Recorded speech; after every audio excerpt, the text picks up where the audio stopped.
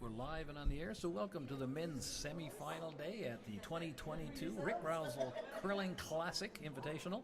We're live at the St. John's Remax Center, St. John's Curling Club, and we have two games on the ice today, two semi-finals. The first semi-final will be the younger teams featuring Nathan Young and Ryan McNeil Lambswood.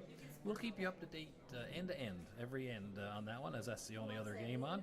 But our featured game will be a couple of veterans today, the 2019 Briar rep, Andrew Simmons, and he's playing the 2018 and 2021 Briar rep, Greg Smith. I think we've got excellent ice conditions here. I'm Rob Thomas, and I'm sitting with Steve Sporty Bragg today to share the booth. And Sporty, what do you think we're going to see today? Well, thanks, Rob. It's great to be in the booth here with you. I think we're going to have a great game. As you mentioned, these are two teams that they know each other well. A lot of great players on this team, a lot of Newfoundland championships. Andrew Simmons has been around for a long time, and Greg Smith feels like he's been around for a long time. He's still only in his 20s, but accomplished a lot in the game of curling. You mentioned the ice conditions. It's been great all weekend. I played in the Spiel. So look forward to a great game, and right out of the gates, Simmons in a veteran capacity has put the 3-guard up, and I think we're going to see some action in the first end. Perfect. Well, so as you watch the lead rocks, now you got Zach Young in the hack, and as mentioned, Andrew Taylor, who is actually sparing for Andrew. But let's introduce the team. So Andrew Simmons' team is Colin Thomas. He has Stephen Trickett throwing second. And sparing for Keith Jewer this weekend has been Andrew Taylor. So Andrew will be throwing lead for Greg Smith. Greg has got a new team this year, a new look. He's got Adam Boland at third, Chris Ford and Zach Young playing front end. Good, strong sweepers all around. I think we're going to see a lot of rocks in play and a lot of good action. Both teams don't mind mixing this up. Absolutely. And Rob, I always wonder what you think of these are, they're not 10-end games, they're 8-end games. As I said, Andrew went out, he threw the center guard, the tight 3 right away. He's called now for his second shot from his first, Andrew Taylor, to come in behind that center guard. Do you like that call? You see some teams that bring it into the top of the forefoot in the first end. I really like the aggression. I wonder what your thoughts are on that. Well, for me, at my age, Sporty, I'm playing seniors and masters. We don't mind coming into the house first, but the only reason you would is if you're maybe a little stiffened up or you don't think you quite got the draw weight. But these two teams have been playing this ice all week and both know it, and you can see it right away. Both put up their guards, and so they're going to make this an aggressive game. That one wrecks the front, but it stays up front, so it's still not allowed to be hit. Yeah, it's still in a good spot there, Rob. There's 2 rocks very close to the house, and one on the center line, one next to the center line. So Andrew was controlling that center area. So although he didn't tuck it in behind the guard there, he won't be disappointed where that rock finished up. Yeah, for sure. Okay, so now you got Zach and Greg, true to his form, with the last rock now is going to try to make use of the corner guard and come around that. Looks like he's looking for a little chip, which he didn't get. So it looks like Zach might be a bit strong. Andrew has taken that one right out of the house. Yeah, he's just a little heavy there, and just didn't quite make the shot that Greg had called. But these guys have had a great week. Greg finished in his pool at 4-1 in the first place spot, so he got the bye here to the semi-final, and I expect a big game out of Greg and team. Yeah, sure. We watched them. I called one of their games earlier in the week and had a good game against Rodfelton. Only lasted 4 ends because they were so aggressive that they forced the issue the whole way. Looks like they want to do it again, but right now Andrew's in pretty good shape for blocking up the forefoot, and we'll see now with Steve Trickett's first rock. I think the ice got really keen really fast. Morty did it. It seems like it's great conditions here. I'll tell you what, there's been a lot of discussion this week amongst the curlers about how great the ice was, and it was really, really fast. And it didn't take long to get fast. You get a couple of rocks down there in the first end, and all of a sudden you're at that game speed. And I think there was a couple of times, hog to hog, it was running 16 seconds, which for those of you who don't curl out there, that's fast ice. And the curlers love that. You're able to execute a lot of shots and use a lot of finesse and touch when you have ice like that. For sure. So now is an interesting call. I think Greg is seeing that there's a little too much up front, so he's asking Chris spill a bit, but I don't know that he meant to jam it there, but he did get rid of the two yellows that were sort of in the what we call the control position of the forefoot. Yeah, it was a good shot by Chris to get rid of those two rocks that could create a problem later in the end. Of course, Chris hails from Gander, Newfoundland, and you mentioned Rod Feltham there earlier, and you called one of his games. Good to see the boys from Gander, Rod Feltham and Scotty Davidge and Keith Clark and Chris McLeod in town for the weekend for the Spiel. Yeah, great. These guys will be playing in 3 weeks' time now in Corner Brook in the club championship provincials. I believe it's the Everest now. Yeah, the Everest used to be the Travelers, and so that should be a good competitive Spiel in Corner Brook in 3 weeks.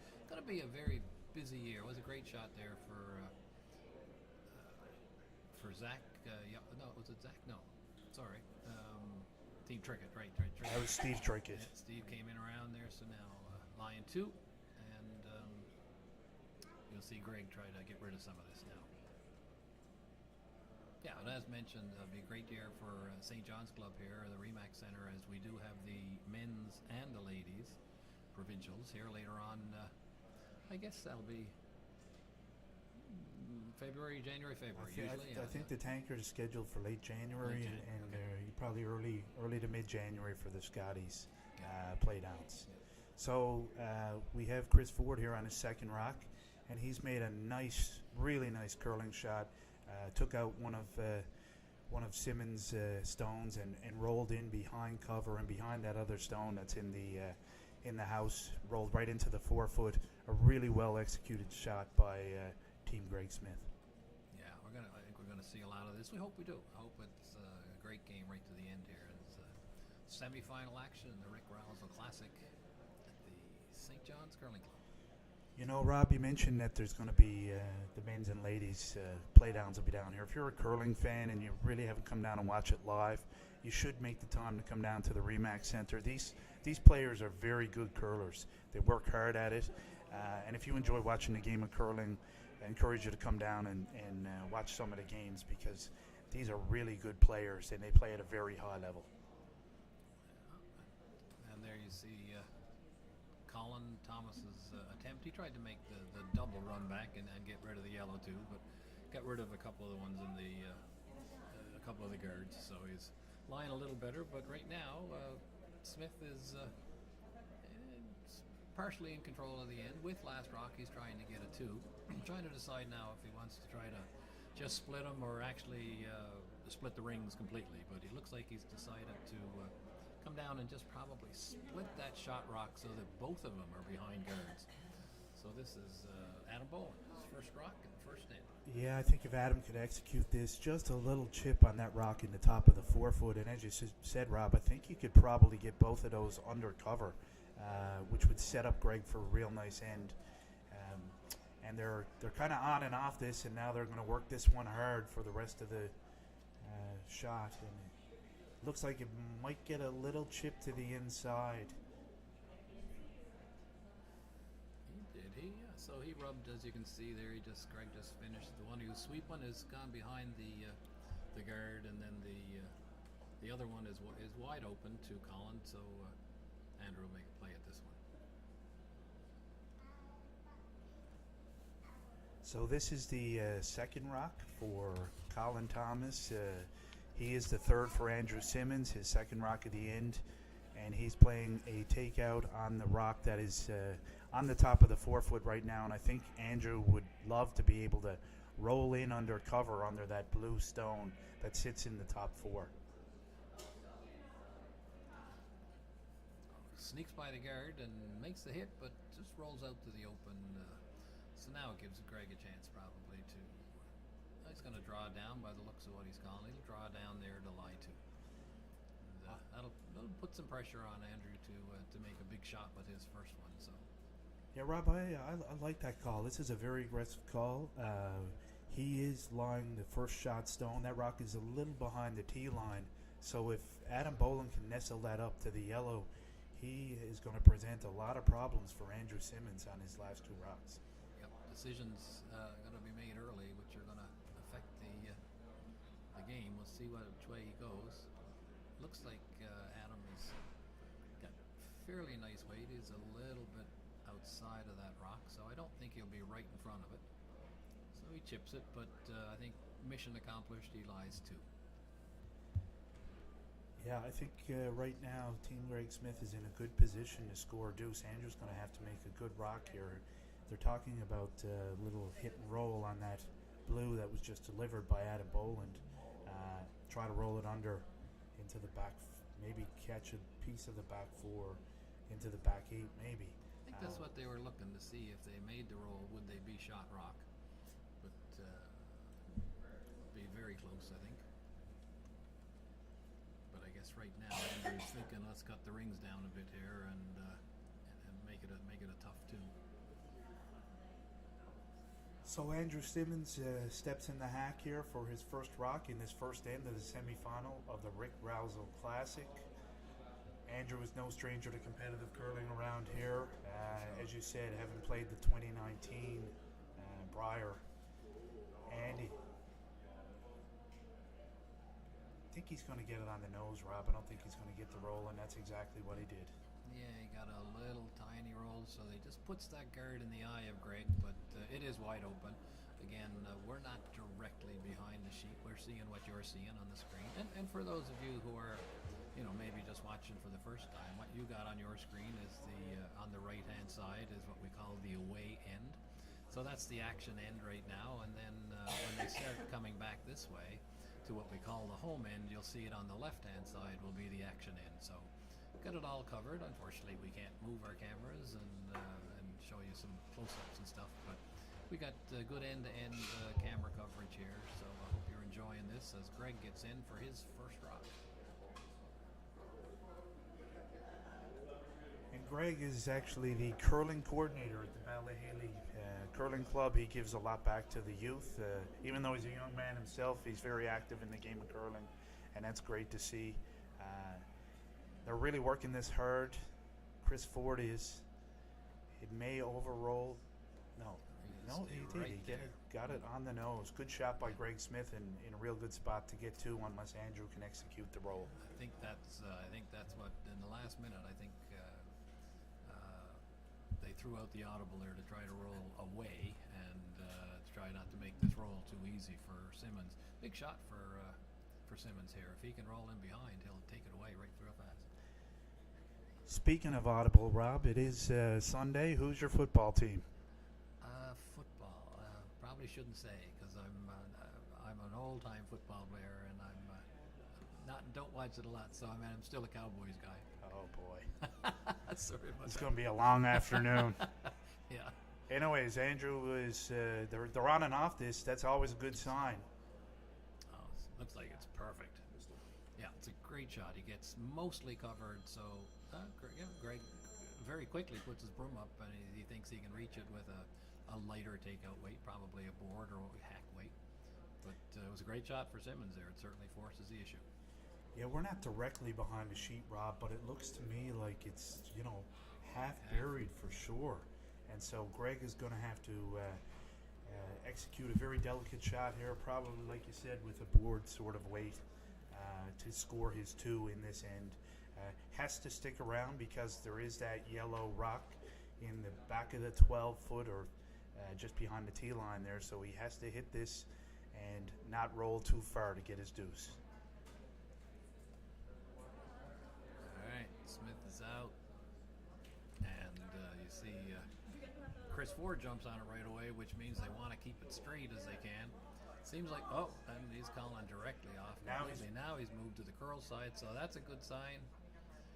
He makes good contact, and he comes up on the catcher on the back. Fantastic shot for Greg Smith as he takes the early 2-0 lead with the last rock in the first end. Rob, and in an 8-inning game like this, you like to come out of the blocks and get a deuce. That's a great start. You always like to put that deuce on the board early. So, great shot by Greg Smith. And we are here at the Remax Center broadcasting live. It is the semifinal of the Rick Rowsell Classic. Team Greg Smith versus Team Andrew Simmons, and Greg Smith leads 2-0. Yeah, thanks, Forty. And we did mention we did mention the ice conditions and stuff, so let's throw the bouquet out now. And the club manager, actually, Harold Walters, and his ice technician team are really second to none these days, and they've put together a great surface. So thanks to Harold and all the staff and ice technicians here at the curling club for putting together a great week so far. And I'm just watching the other ice sporty. The youngsters are still in the first end, and it looks like there's a lot of rocks over there. But I'll let you know as soon as that first end concludes. And you mentioned the ice, Rob. Mentioned Harold. I think a shout out too should go out to Evan Kearley. Evan was out there night and day. It seemed like he told me he went home the other day and he had 48,000 steps on his phone there, just going around his curling club. So thanks to Evan. Great job on the ice. Actually, Evan speared with us for one of the games in the Spiel and did a great job.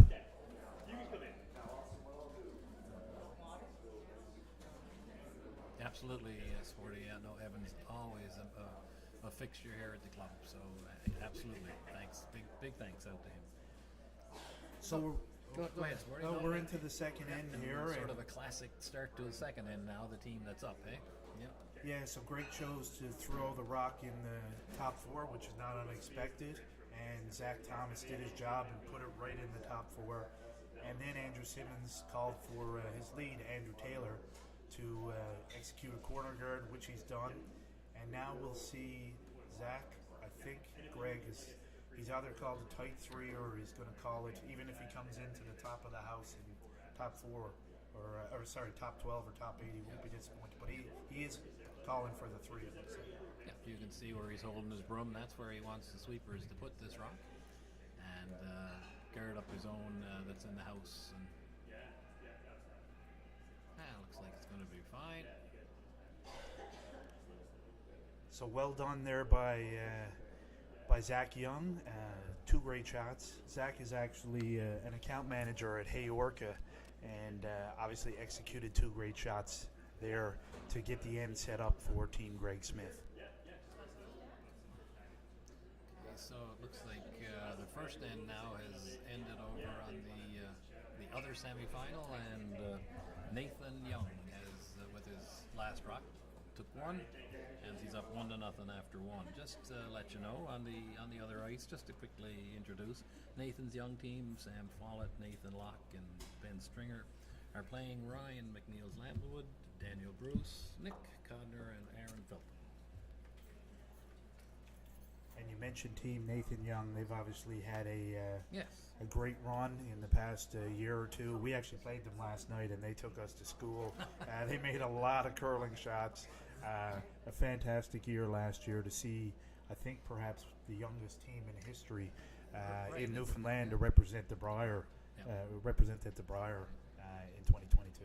Absolutely. No, and they've, they continue to shine, and they're working very hard, as you say. All of these teams. Interesting now as we watch Chris Ford, and there's a lot of rocks up front now. Chris is trying to stop this one. It looks like it's probably going to overcurl a little bit on him. So as we watch that now, I think that exposes that shot rock there, Sporty, and now Simmons can make a play. Yeah, it looks like he's calling for the hit and roll, and you mentioned these guys play at a high level, and we talked about Briar representation. Andrew and Chris and Adam actually played on the same team in the 2019 Briar, so these guys are familiar with one another. Absolutely, yeah. And Andrew, as we mentioned, or I might have mentioned, was a Canadian championship in the club zone. So that's So there's lots of experience. Looks like this one might be a little inside from Stephen Trickett here. Yeah, so he takes off the guard. Not exactly what he wanted. Probably got a little inside on that one. Yep. So yeah, unfortunately, I think he wrecked off the guard there, and now Greg is going to try to go back and put that guard back up there. So Chris Ford is going to be asked to put probably a 2, maybe even a 3, as long as it protects that rock in the 4-foot. Greg will be happy with it. Yeah, I mean, some rocks up front, but right now Simmons is still struggling a little bit to get things in play. So this is a pretty straightforward shot here for Chris. He was little outside on or inside on his first one, so you can depend on this one being in the perfect place. They're working it pretty hard to bring it over. They want to get to the line and try and close that hole, but I think, Robin, again, we're not directly behind the sheet.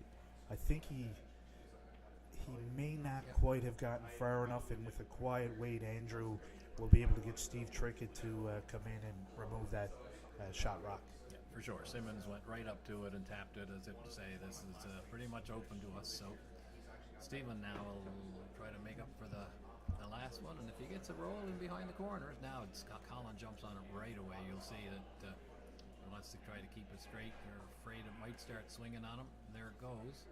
It'll be real tight to the guard, and if he is, it should be a good shot. No, it looks like it's taken off. And there it is. It does. Okay, this guy. So it takes the guard and rolls into his own. Interesting little happening there, though, with that yellow one rolling on. Now Sporty. Now Smith is going to go, okay, well, now I can't be total go for guard, so he's got to take that out. Yeah, that was a bit of a fortunate break. Steve got a little tight, wrecked on the guard, but spinning over and tapping that yellow into the rings, it changes the shot. Greg would have went up there and threw another guard, but now he's got to deal with that yellow counter. He's going to throw the hit, and I think if he can get this to roll over in front of his own, he'd be pretty happy with that. And he's done exactly that. A real nice shot executed by Adam Boland. Big shot for Adam.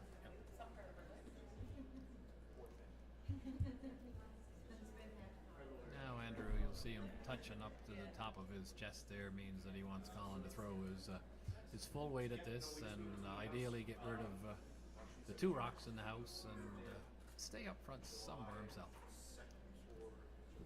So we mentioned these guys have played with one another at some point. I know Stevie Trickett skipped a team that won the 2014 Junior with Adam Boland, I believe Anzac Young.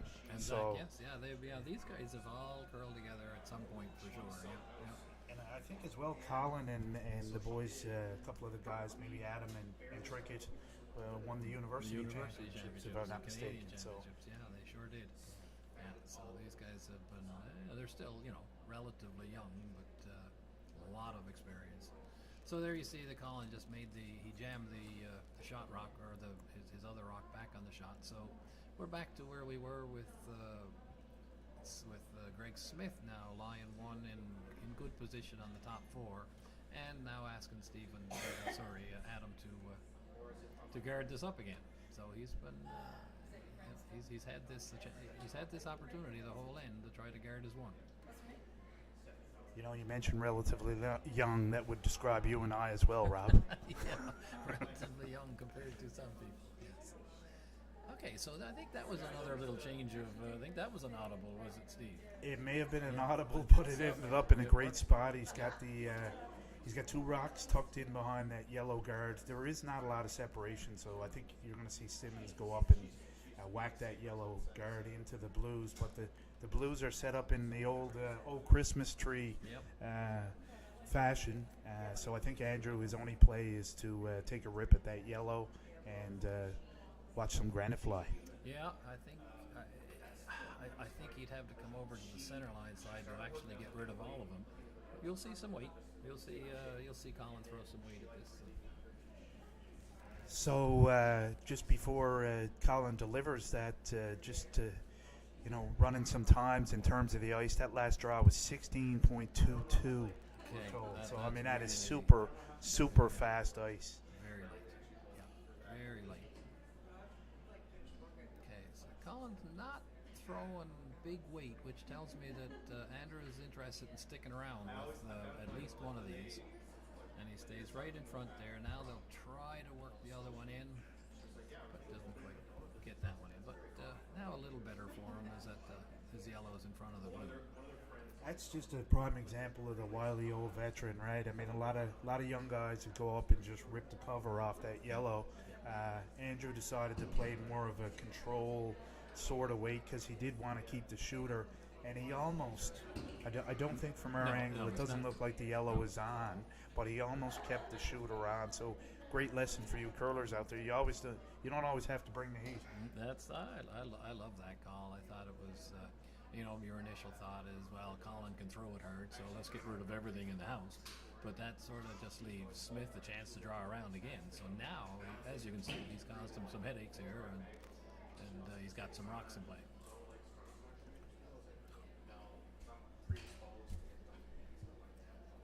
Semi-final here in the third annual Rick Rowsell Classic.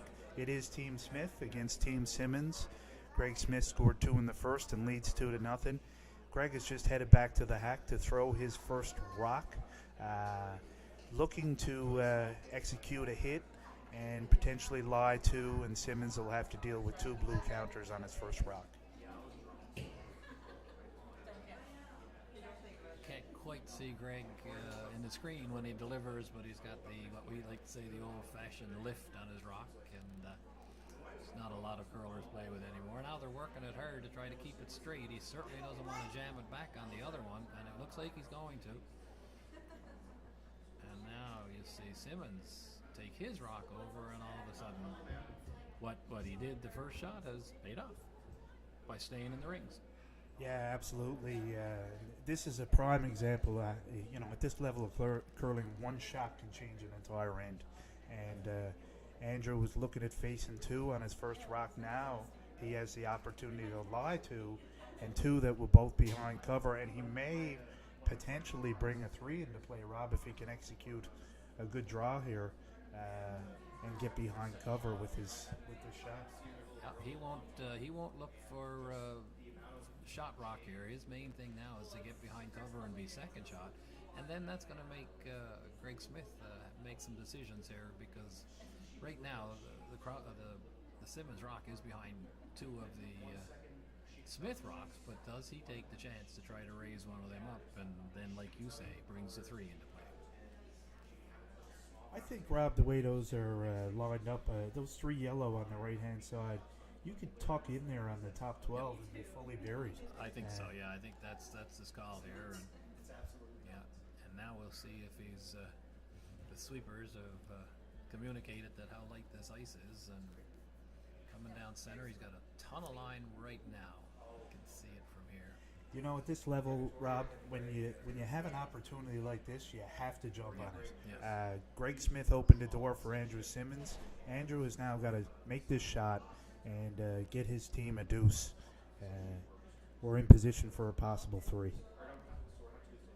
So that was, if you weren't directly behind the guards, that your second best option was to come deep and don't let them be able to hit and roll in behind. So now, Greg Smith decision time. And there you see what he's looking at. Does he raise his own back? But and this is what you see him indicating there, and that's what he wants to do. But that brings in that's a little bit of a harder shot, and that brings the 3 into play. But if he makes it perfect, well, then you got Simmons back in trouble. So this is great curling, end to end, throwing it around. So now you're going to try the outturn, straight back. Rob, I kind of like just draw down to that one Simmons just through. Yeah. You eliminate that yellow rock, and the most you give up at 2. I mean, sometimes, as we say, discretion is the better part of valor, and you got to know when to take your medicine. And you don't want to give up a 3. This is a higher degree difficulty shot. You risk the opportunity of giving up 3. Of course, if you make it, you're a hero. Yep. And it looks like it may be pretty good. That's a good shot by Greg. That's a good shot. So he got his one. So Simmons, he may not play the exact same shot. He might. There's a bit of room there, but he's got to try to just get into the 12-foot, full 12, and he'll score his 2. So well thought out end by Simmons and his to get back into this right away. He's struggling a little bit on which way to throw this draw, because you do like, certainly as a skip, to throw the exact same shot twice.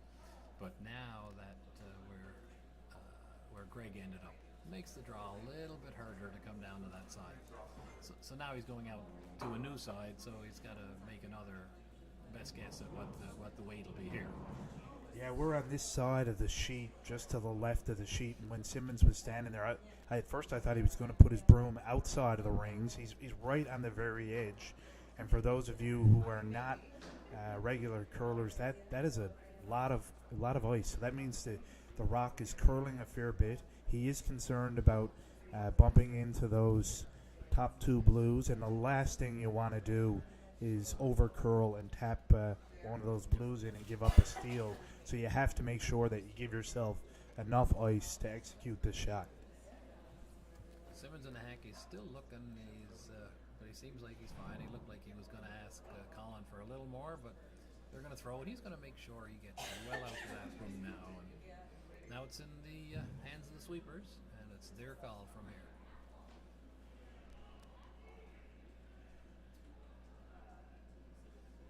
So it's good for line. Now it's all up to the weight, and because he's outside on that new path, the sweepers have got to work it, but man, you got good sweepers there. They're just dragging this. Well done. Great sweep, great shot by Andrew Simmons, and ties the game up 2-2 after 2 lanes. Well, if this is any indication of how the rest of the game is going to go, we're going to have a good one here this afternoon, folks. A deuce put up by each skip in each of the first 2 ends. It is the semifinal of the 3rd annual Rick Rowsell Curling Classic. Team Greg Smith 2, Team Andrew Simmons 2, and Greg Smith will have the hammer as we enter the 3rd end. Just a quick update on the other semifinal. McNeil Lambswood just blanked the second, and so it remains 1-0 for Nathan Young, and Lambswood retains last rock. So just talking about Greg Smith, take a second.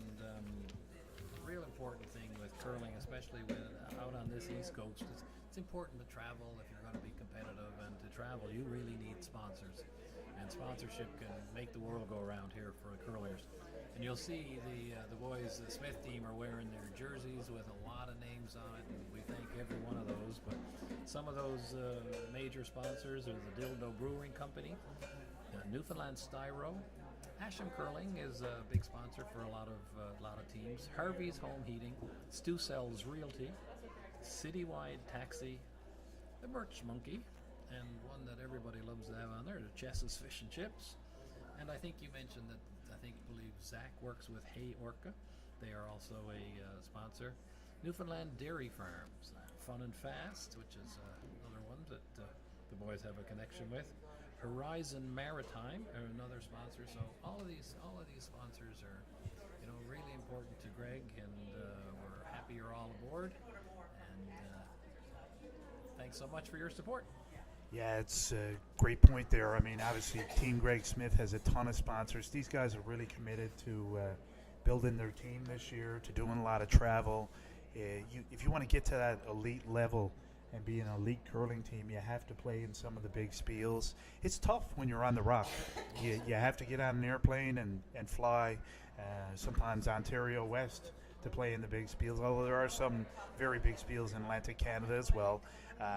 But you need to travel the country, and it takes money and time to do that. So I know that Greg and team are very thankful for all of that sponsorship that they have. And it's important to get travel just to curl alongside of the Gujus and the Botchers and the whoever. I mean, all the big teams. So it's real important to get out there. I mean, you got a team in Winnipeg that can drive probably from St. John's to Gander and get to 20 different spiels on 20 different weekends. So I mean, it's important. And again, we go back to the sponsorship, and thanks anybody that sponsors any team in any sport. It's all very important. Good corporate citizens.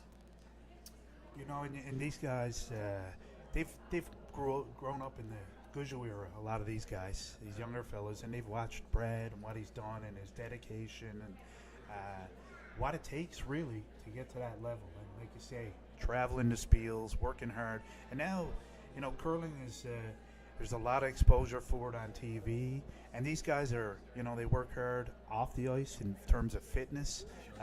To be at that elite level, you need to work hard, you need to keep in shape, you need to travel the country, and these guys have made that commitment this year and are going to play in a number of spiels. That's right. So just as you've been watching, Zach Young has made 2 fantastic shots, and now Now you'll see Andrew go a little bit on the defense here and have Steve Trickett try to run one back or just get rid of it. Looks like he's trying to go straight back. He's awful close here. There it is, 1-2, and a double in the back. Wow. It's as good as it gets right there. That is a fantastic, fantastic curling shot. And even better for a guy who's a Cleveland Browns fan. I mean, there's not many of those around, but what a great shot by Stevie Trickett. He made the run double to make that. So super shot. This is what we came to see today, and this is what we're seeing. This is good curling, right out of the gate. Both teams wanted to mix it up, and we're seeing it. Yeah, really, to be at this level, I mean, there are a lot of great curlers in Newfoundland, and you don't get to a semifinal of a spiel like this if you're missing curling rocks. You got to make a lot of rocks. Yep. The pool is deep. There's a number of really good teams, and these guys have obviously played well during the week to get here. Sure did. Now you got Chris trying to come around the whole works here, and it's like he's got great line. So his weight is good. Looks like he comes around the corner there, and he's pretty much buried around the one on the top 12. That shows how good this ice is. Yeah, that's incredible, really, Rob, that it's pretty much almost fully buried behind a rock in the top of the 12-foot. And I think Andrew has called for his second Steve Trickett to maybe just freeze to that, or it looks like going down the ice, it's got a bit more weight. So he's either going to chip his top one, or I think he was trying to just punch it out with a bit of a backline sort of weight, and he might get it. Oh, man. I think he grazed the top one, just grazed it, and then it took a little bit of the speed off it. It was a great effort. I thought at first, too, that he would have been playing the freeze down to it, but you know, he took it off the 4-foot, but it did stay in play, so now all of a sudden you'll have two rocks in play soon for Smith, as he tries to create the offense this end where he has the last rock. So here's Chris Ford, and I think he's going to try to put that blue rock back almost where it was the first time. Chris, of course, as we said, represented Newfoundland at the 2019 Brier in Brandon, Manitoba. I know he told me that was a big highlight of his curling career. I think he's also played in the mixed, if I'm not mistaken. And he's got some junior titles under his belt, so very well-decorated curler, and he's thrown a rock down there that's back for, I think it's probably 3/4 covered, maybe, hard to tell from here, and it'd be interesting to see what Andrew will do now since that rock has slipped behind the tee line. Yeah, I think it is a little more exposed than his first rock, but he's a little deeper, and that's why you see now, as Sporty says, you see the decision time now if he wants to play the draw. And we'll watch him and see what he indicates. What do you like here, Rob? Do you like the? I kind of really like the freeze. That's just it's snuggled. It nestled behind the tee line there. If you could freeze up to that, you'd be pretty much on the button, frozen, and present some problems for Greg. Yeah, I think once you get back behind the tee line, teams like this are gonna make you pay, sort of thing. So I do believe though that Andrew is trying to move this one again by the looks of the weight that Colin has thrown. But he's going to be very, very tight to the guard. If not the top one, he'll chip off his second one there. And there's the chip. Now, do they both stay in play, or are they both gone? One's gone. And so now Smith line 2 with last. So now there's a big change in the tide again. Yeah, I kind of like the freeze there, Rob. Particularly where it had gone behind the tee line, but. Anyways, Andrew called more of a backline hack waiter, and they just couldn't quite execute the shot. So as you noted, Adam Boland, the third for Greg Smith, is going to deliver his rock and try to get Team Smith into a position where they are lying 3.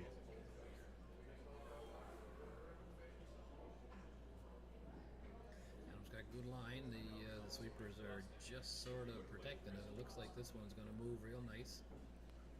Greg will just keep it clean now. It looks like it's going to be it may be curling a little more than they'd hoped. It looked like it's over curled a little bit, and again he's got that one exposed, and this time Andrew walks up and says, "Let's make the freeze." And Rob, now he's got to make it. He is facing 3. This is a bit of a nervous situation for Simmons. If you ever come down and bounce off that, and then Team Smith has the opportunity to remove the rock, you could be in a position where you go to throw your next rock and you're facing 4. So this is a big shot by Colin Thomas. Sure is. Yeah. Sweepers are on it pretty hard. The line looks really good so far as it comes over the hog. It's got to get by that first one. And it looks like he's going to nestle down really nice. Doesn't want to bounce off, like you said, and he doesn't. It's a very, very nice shot for Colin. That's a big end saver there. Yeah, Andrew will be very happy with that. Colin, of course, comes from a good curling family. Some good curling genes. His father, of course, Jeff, just coached Brad Gujou to an Olympic bronze medal. And his uncle was not a bad curler in his own right. Got a few Briar titles under his belt. A few, yeah. So that, as Sporty is alluding to, of course, Colin is my nephew. And Jeff, as we mentioned before, spends time with a lot of teams. But Colin is certainly picking up the family tradition, and now we've got a little miss here. So we had a little through that. That was Boland's second rock, and he was trying to come down to it, but he chipped off it. So now Simmons has got a chance to put some real pressure on here for a steal where he doesn't have last rock. So a bit of a miss there for the Smith team, and the advantage has switched over now to Simmons. Yeah, it's amazing how we just talked about it. I think last end, one or two rocks can just completely shift an end. And about 3 minutes ago, Andrew looked like he was in big trouble, and if Colin doesn't make that perfect freeze, and now Simmons is in a position where he could potentially put a lot of heat on Greg Smith and get a steal out of this end. So I think he called it right in. Sporty, I don't know if he called a straight guard or if he's actually trying to come down and freeze it again. What do you like there? I kind of really like coming down and tucking in behind that blue and kind of putting the Christmas tree on those 2 yellows. But it looks like he's hanging out there a bit, Rob. The last thing you want to do is set up a double and give the advantage right back to Greg Smith. So he taps it back. I think he sees that maybe that the sandwiched yellow there. I think if it goes off the one blue, it may be saved by the other. But I don't think they're both going to go. But again, angles, if we were right behind, I'd see. It looks like it's completely open. By the looks of the ice that Boland is holding there, this isn't going to be a rocket. I think it's going to be a lightweight hit and stay right there on the button. Yeah, it looks like with that ice, Rob, he's probably going to play some kind of board or light control weight. I don't think you're going to see him bring the heat. He's got a fair bit of ice. So I think he wants to ensure that he keeps the shooter around. The shooter will probably be in a really good position. If he hits this, he'll squirt out the yellow on the button. The other one is probably going to jam, but I think the big thing here he's trying to do is keep his shooter in play as well. So you can see he's only playing board weight. He's calling him off now. He wants to get right to it, and he wants to stay right in front. He's got a nice looking shot. And so he's got shot rock, and he's pretty well, he's completely covered from the top yellow guard. So he's in pretty good shape. Now I think what we'll see is Andrew switch gears a bit here and say, okay, I'll put one here. Let's see how you get your 2. It's always for the team with last rock. You never mind, without last rock. You never mind forcing. I mean, if we can force the other team to a one with last, that's mission accomplished because then you get last rock back. So I think Andrew's thinking that here. That is the key here. You're right. At this level, if you can get the force, you're very happy. The other thing that you never want to do is give up more than 2.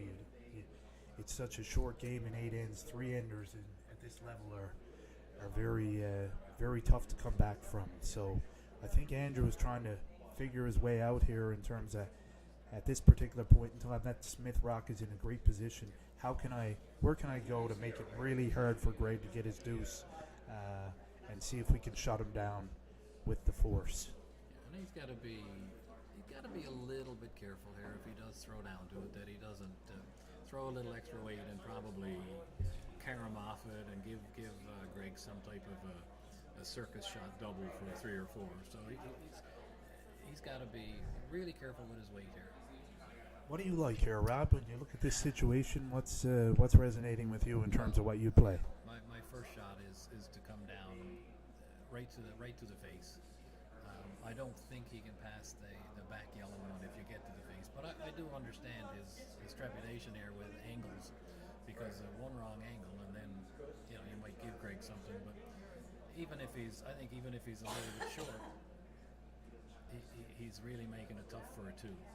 Yeah, I mean, one of the things you could look at is just fire a guard up there on, a tight 3 or something like that, and it's really going to shrink the scoring area for Greg and make it very difficult to get a deuce. Yeah, they're looking at the other side at something, but I'm not sure what that is. I think he'd be taking too much of a chance to play anything but a really tight, even on the top 12 foot, top 8 foot guard there, and see what Greg can do to manufacture a 2. No time clocks in these games, so the guys do take their time and make their decisions, and that's fine. So I think Andrew has made his decision. He's got ice out there in the middle of the 12 foot. I saw Andrew tap his broom around the top 8, maybe even top 12. So I assume that's where he's decided to go. And again, that would make it very difficult for Greg to get his deuce. I think if I'm here, I'm just sort of thinking, get it somewhere on that A of Remax or just inside of that. Make him go way outside to get to the 4 foot. You might see Greg change and try to go to the out turn for his 2, but first things first is get this in a good position. Looks like it's curling a lot. Looks like he might try to little chip off that blue now and just try to get a little extra. Yeah, that took away a little bit, but not enough. This is not an easy. It's never easy to draw to bite the button, but it looks like an easy draw for 2. But does Greg see something that we don't see here? I don't know. It's really tough to see from our angle, but he is playing the other side of the sheet, and I think he feels the draw is easier if he comes in from the other side of the sheet.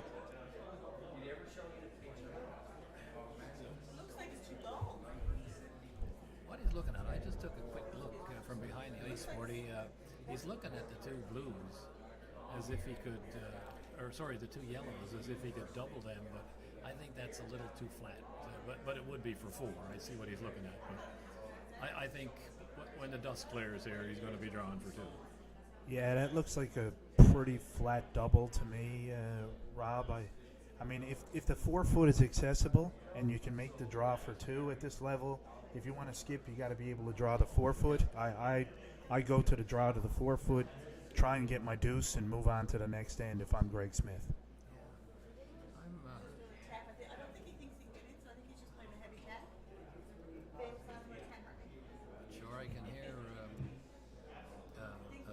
Leslie Ann in the background saying that she thinks that it's going to be a tap up for 2, but he still has to pass it. Okay.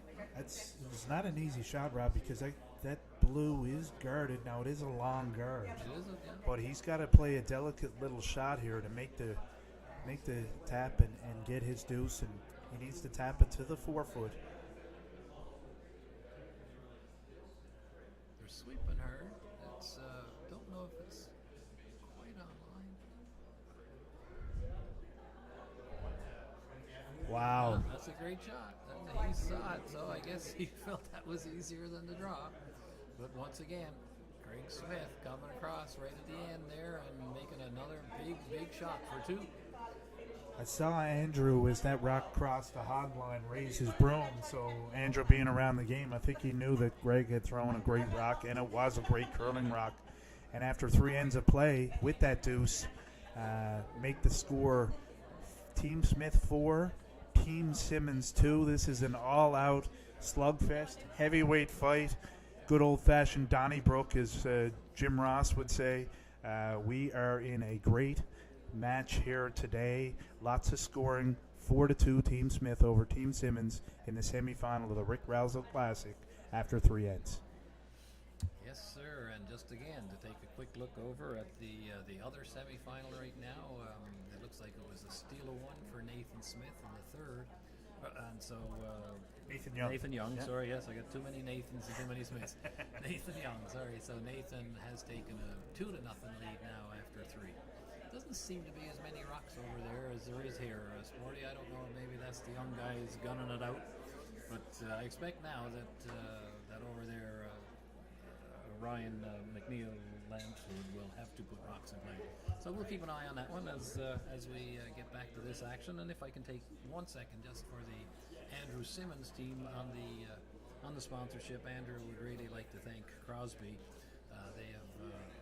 They've been their sponsor for a long time, and Hardline Curling, which is great to see the curling crowd. You got Hardline on that side and Asham on the other. So love to see those sponsors, and thanks again. And while I'm there, I guess the 2 main sponsors of the Rick Rowsell Classic are Johnson Insurance, where Rick used to work, and also Browning Harvey Pepsi, who are always been great sponsors of all curling events in Newfoundland and across the country.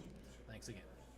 Yeah, good shout out there, and I know that Andrew really values his sponsorship with Crosby Group. They've been with him for a number of years. Number of times I've seen Rob Crosby, who's the owner and former CEO. I think Rob's kind of retired now, but he's been down around the club here, as well as their COO and now CEO Mark Collett, who enjoys some social curling, I believe. He's always down here watching the guys, and Andrew, is very thankful, I know, in talking to him, with the support that he's received from the Crosby Group. Huge part of the game. Thank you. So we'll start the fourth, sort of as Andrew started the second. So now we've got the same thing. Greg put his first rock in play, and now he's playing the guard on it. Andrew has put his first rock up into the corner guard position, and you'll probably see him step up and try to go around that with his second shot. I'll tell you what, we're in the fourth end here. I don't know if Zach Young has missed a shot. He's curling at a very high level, so he has made a lot of curling rocks. Talking to Zach before the game, he's going to be watching the TV today. He's a Denver Broncos fan. Obviously, being Sunday, lots of good sports on the TV today, and Zach is he's making a lot of rocks. He sure is, yeah, no doubt. Yeah, now, Sporty, just to clear up my Cowboys thing, is I haven't watched football for a long time. Baseball is my sport, so I'm very excited this year about my Blue Jays and being in the postseason. Looks like it'll be against Tampa, but it looks like they'll have home field advantage. So you got to give me a couple more weeks of baseball before you start swamping me. I knew you were a big Jays fan. I saw you with the Jays shirt on the other day, and I think even when we curled together, and that wasn't yesterday, folks, that was 2007 to 2009.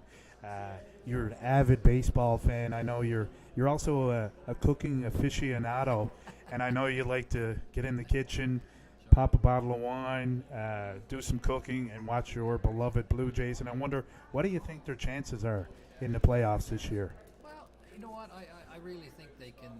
I think with home field advantage, they can get by the Rays. I really do. Now it's a 2 out of 3. It's a short series.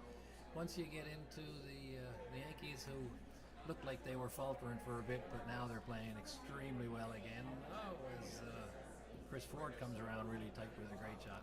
But so the Yankees are forced to be reckoned with. Houston, it's tough, you know what? But they're getting better. They're getting older. They're getting some more experience. They've got some great new guys brought in with Chapman, but so I hope they get by the first round. After that, if all the cylinders are clicking, they can give anybody a game.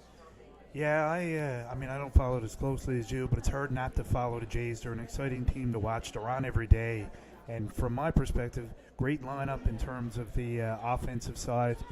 Couple of good pitchers there. The question mark for me is can the deeper part of the pitching staff can they carry? You got Manoa there, I think, and one other Gosman, is it, or and then he's number two, and then after that, that's where to me the real question mark is, and what might be the difference as to whether they in the advance. Longer, I think in the longer series, if you get to a 4 out of 7, and then your pitching really comes into play. There's no doubt about that, Sporty.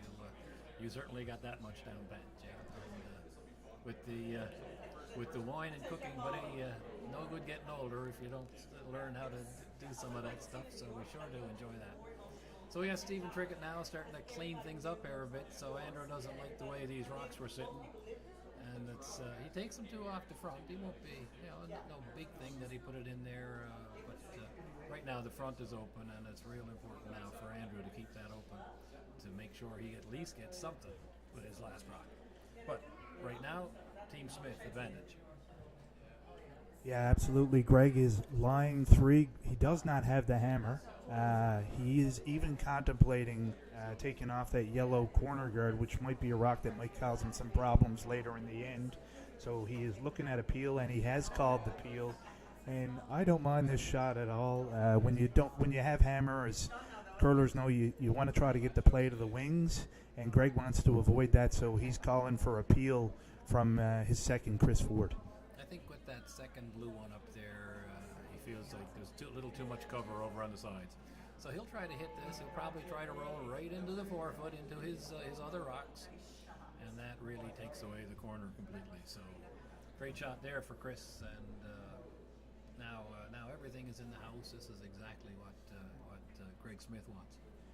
Yeah, great shot there by Chris Ford, who works with Valet. He's a technician and has worked there for 8 years. I know he goes back and forth out there at Long Harbor, but great shot, very well executed, and Team Smith is line 4. And in case you're just joining us, we are in the 4th end.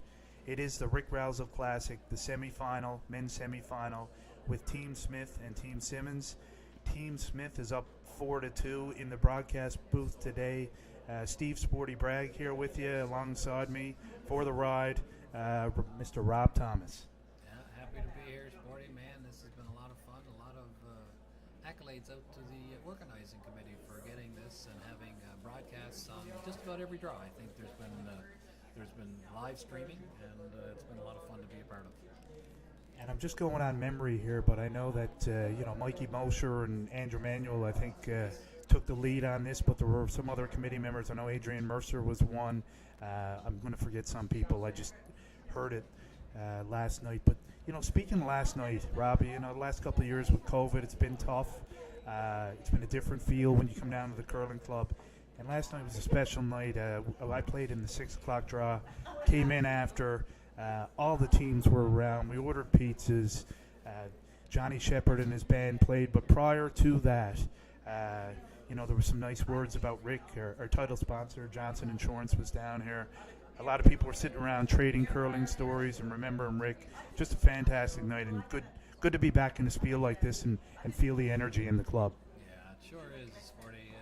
And we had the weekend before this. Now I actually played in the what they call the odds and ends big jib draw, and the same feeling. It was not quite as competitive as this, but a very social type of an event. Had 30 teams in from across Canada, just so that the club is alive again, and it's really nice to get it back on. You're exactly right, and you can feel the energy in the room.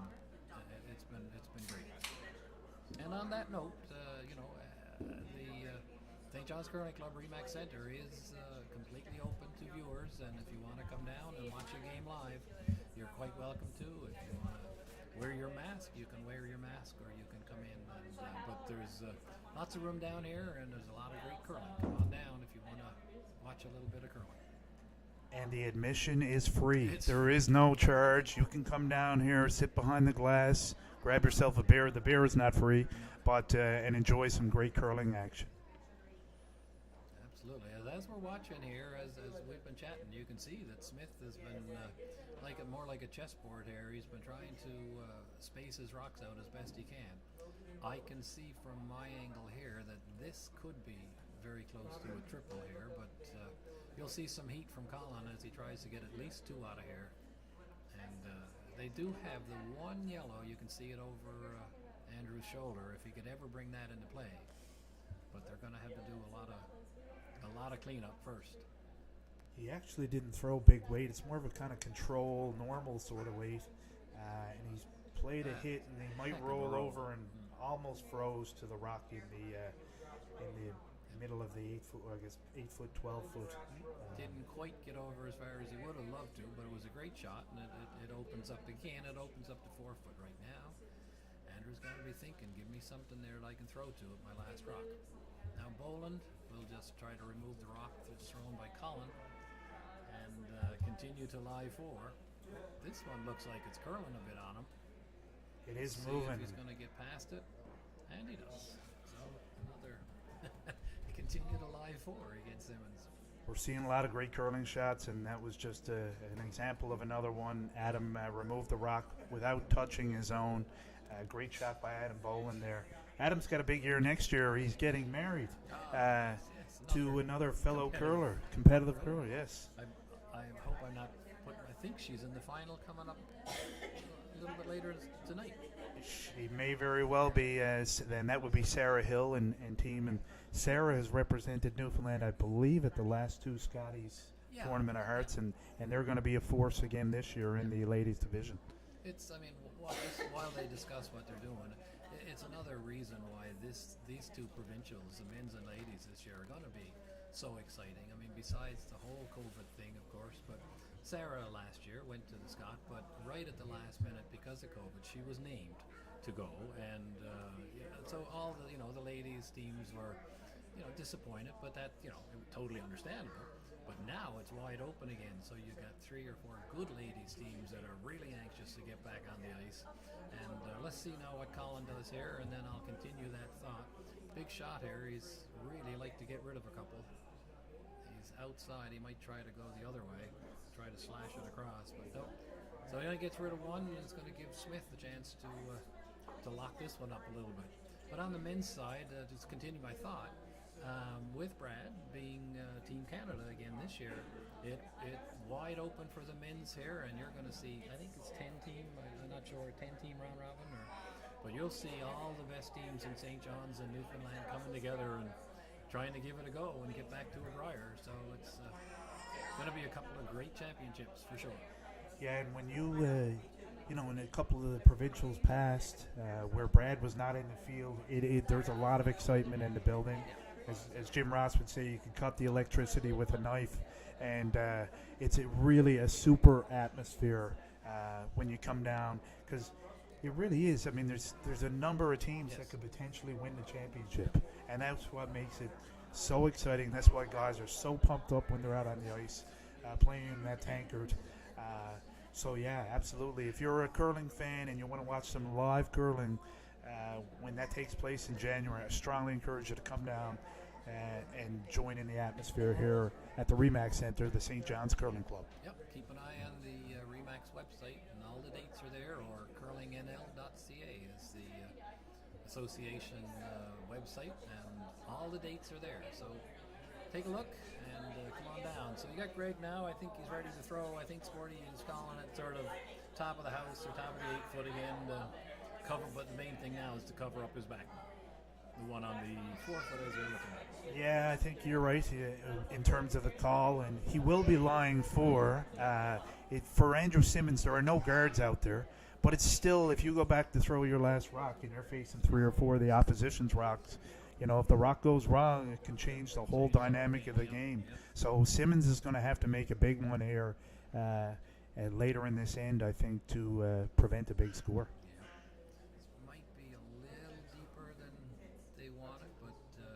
Good position. It's somewhere that now Simmons can't hit and roll behind something to be shot rock. So I think Craig is happy with the positioning of that one. He's definitely got him thinking for sure in terms of Andrew is trying to figure out, and as much of a veteran as he is, to manufacture a two here looks like it's going to be difficult. But Andrew is giving that some thought as to how he can best somehow get a deuce. And I think they're looking at hitting that rock and maybe rolling over and freezing onto the rock that's behind the yellow one.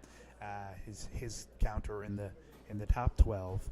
But I don't. Yeah, you can't quite see with the camera angle, but there is a rock right in front of Andrew. And I think what Colin is saying, if we hit the one that he's pointing to and roll over there, you might get a catcher. We'll see what he.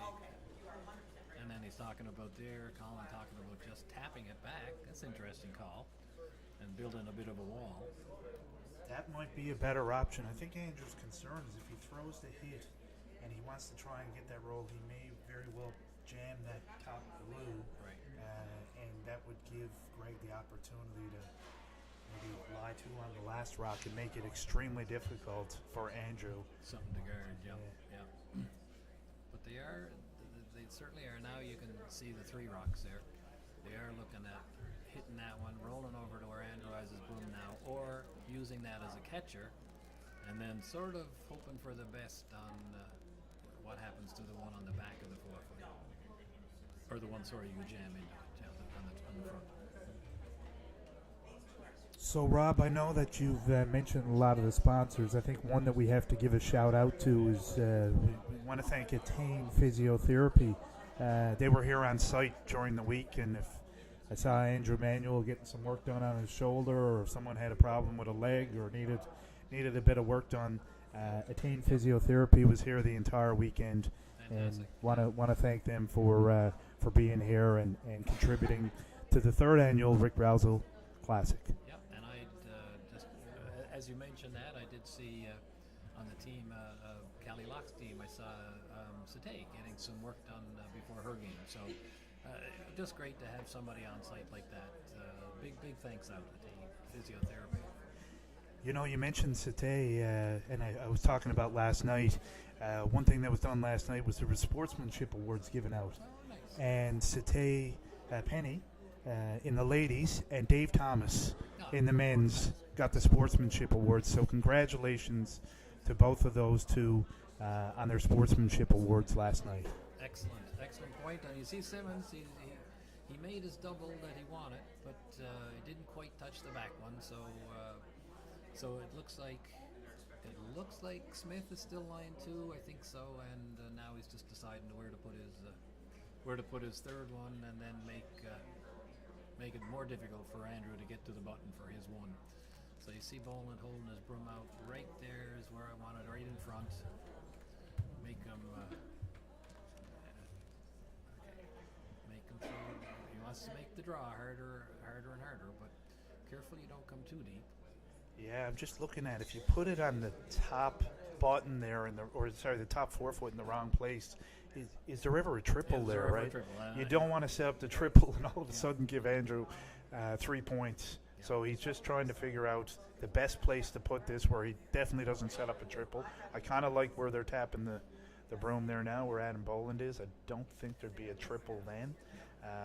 And even could you almost even freeze to that yellow? I don't know if that's an option. Yeah, Greg did. I could see from here that Greg did mention that, but I think they're happy to stay up a little bit and cover up a little piece of that. If he freezes the back one, to the yellow one, it does give Andrew a little bit of a freebie, and he'd feel pretty good about throwing down to that.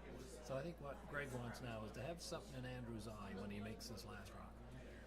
Yeah, I think that's the intent of this, is to try and choke off that 4-foot a little bit and keep that rock a little, like we said, we saw Adam tap the RE and Remax there on the top of the 8-foot, and that'd make Andrew's shot a lot more difficult to try and score his one. Okay, coming down, the sweepers are on. It looks like it's got lots of line. It's now he's saying, okay, make sure you get it to the get it to lie 3.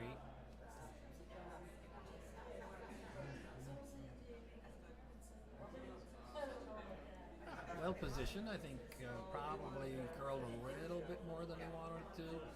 Doesn't quite cover up that the back one, so not an easy shot, but Andrew does have little bit of backing in case he needs it as he tries to draw to the full floor, to the button for his 1 point here in the fourth end.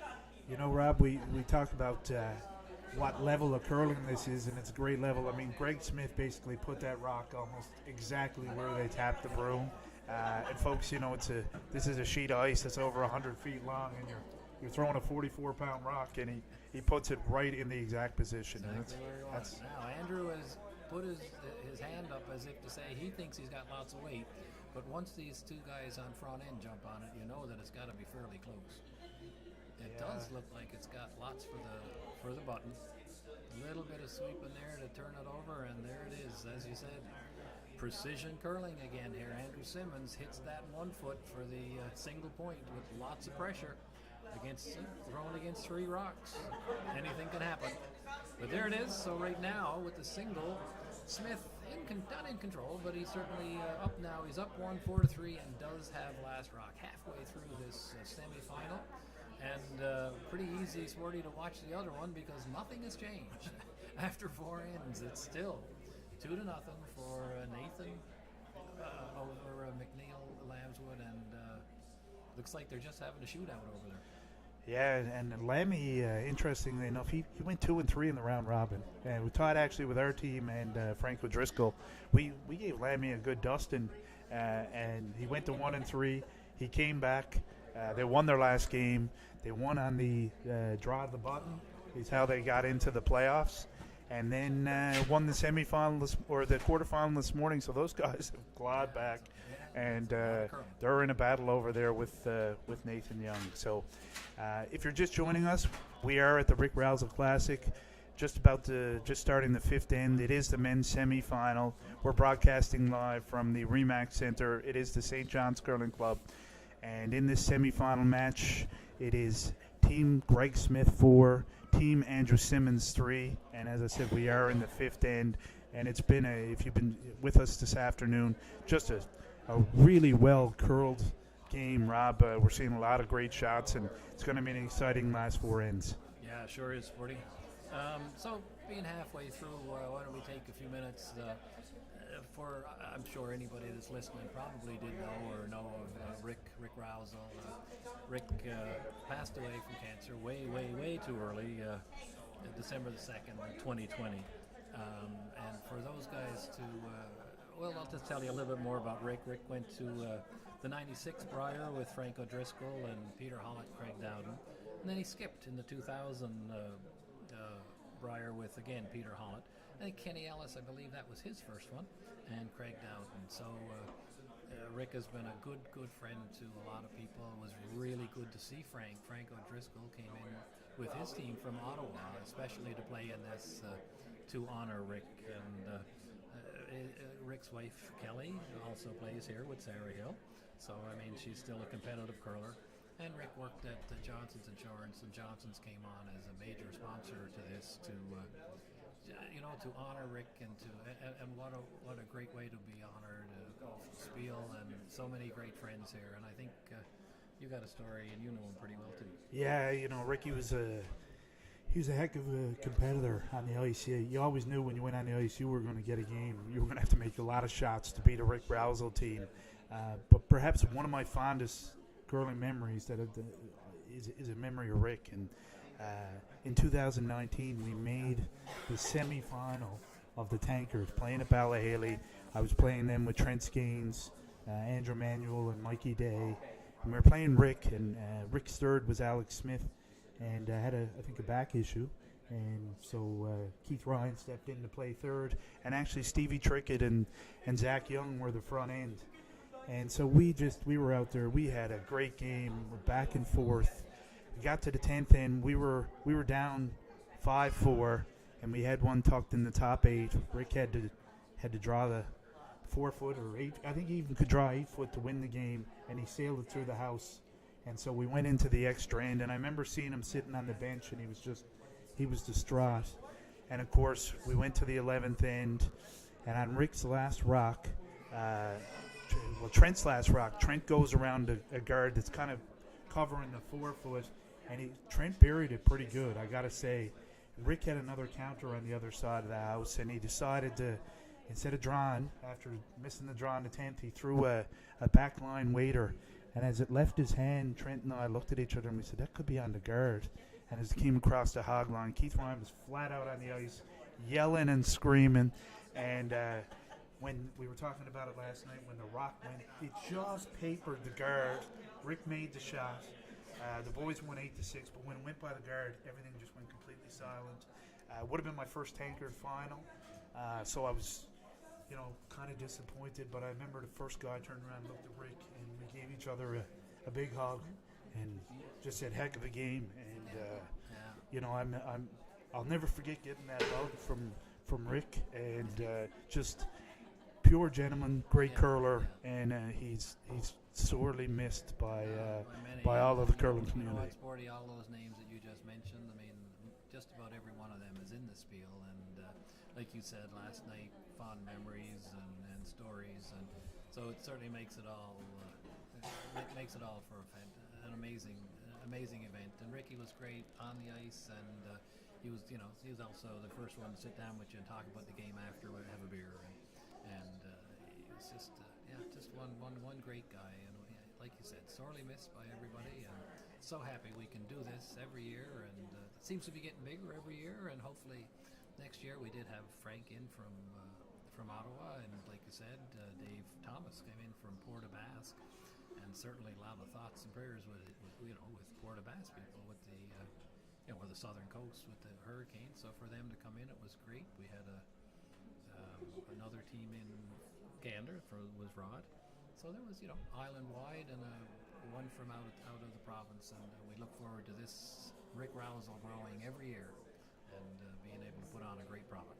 Yeah, and once again, congrats to Dave Thomas. Great to have those guys in from Port aux Basques. It was tough, Rob, last week, getting up on Saturday morning and watching the devastation and destruction in Port aux Basques. And I had a chance to talk to Floyd Francis on the ice there the other day, and they're doing well. They're resilient people, but we do send out our thoughts and prayers, and we know that everyone in Newfoundland and in Canada is behind them, and I know there's been a ton of support, and we wish everyone in Port aux Basques the best.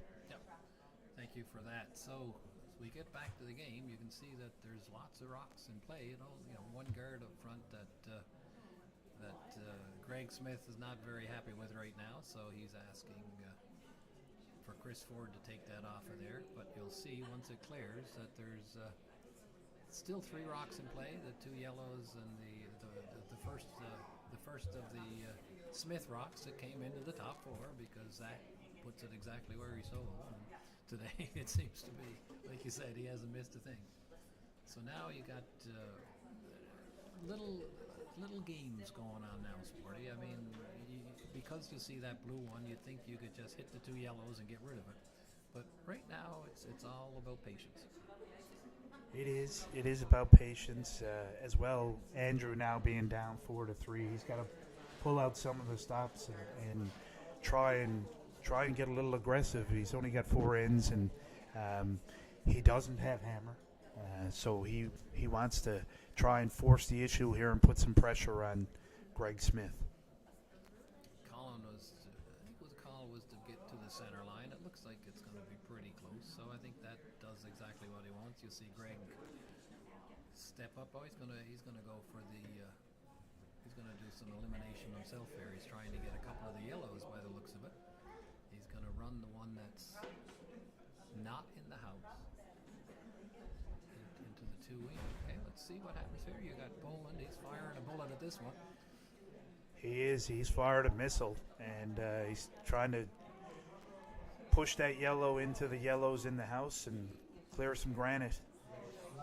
Yeah, that's worked out pretty well for him. He got rid of the one up front and one of the 2, but now that opens up the intern side for Colin to come in and sit right there.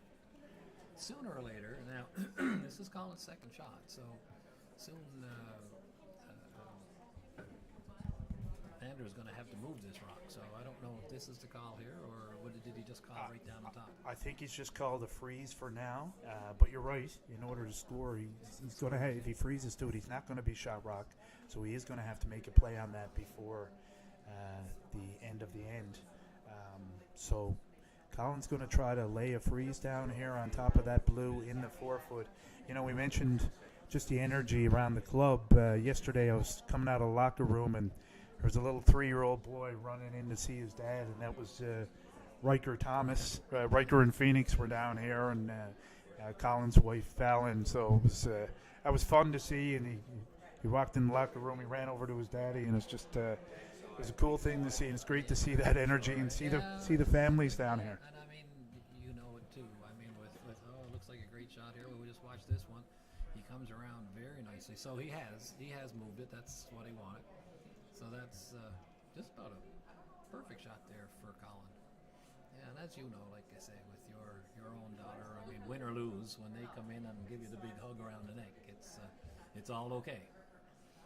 Yeah, we're not doing this for a living, so you know you always want to go out on the ice and win, but yeah, you got to put things in perspective. So it's great to have all the family support around. Here's the run back for Boland. He's just picking them off. These are great shots. This is a run back double there, and now he's in great shape again. And now Simmons has got to start trying to clear a bit or try to get something in behind so he can. He got to try to steal one, but now there's 2 rocks in play. Yeah, that's really what a great shot. That's a super curling shot, and now Andrew Simmons, finds himself in a bit of trouble. He does still have 2 rocks on the center line. One is obviously Greg's. He's there in the top 8-foot, but there is a yellow guard there as well, and so he has something that he can tuck behind. But he's got to make sure he buries this, or he could be in big trouble in terms of a big score by Greg Smith, who could bust the game wide open with a 2 or 3 here. Yep, so he chose to go now. He's on the outturn side here, and he's, like you say, he's got to tuck a little bit around this yellow top one, and if he's perfect, he can come to the back 4 and get himself out of trouble. But see, he's in the. You see now he's on his way out. Looks so quiet from where we're sitting to watch when he throws. It's so late. The sweepers are working this, I think, for both line and weight here now. Mostly for weight. They're going to have to work hard. Yeah, it looks like it's really bending, and it looks like, to me, it is a little light. They're really going to have to work that hard to get in there. Yeah, he has come up light, and now Andrew Simmons is in a spot of bother, quite honestly. If Greg can tuck one in here, he could be looking at a big score. Looking at that, again, our angle's not great from where we sit. I'm looking at that yellow, wondering if Simmons can actually promote it. And if that was the case, I think Greg would be looking to do something. But now he's indicating he might try to come a little bit around it because he's afraid that he probably can promote that one. Big shot here. Yep. Okay, he's calling everybody down. It is a big shot, so he's calling for the team huddle to discuss this shot and see what he can play. Greg knows that he's in a great position right now to potentially get a multiple score, so they want to make sure that they call the shot that gives them the best opportunity to do that. So I did take a quick run behind the sheet, and that yellow that you see there just above the RE is fully open and able to be promoted to the 4-foot if Andrew needs it. So that's one that'll take a bit of Greg's attention.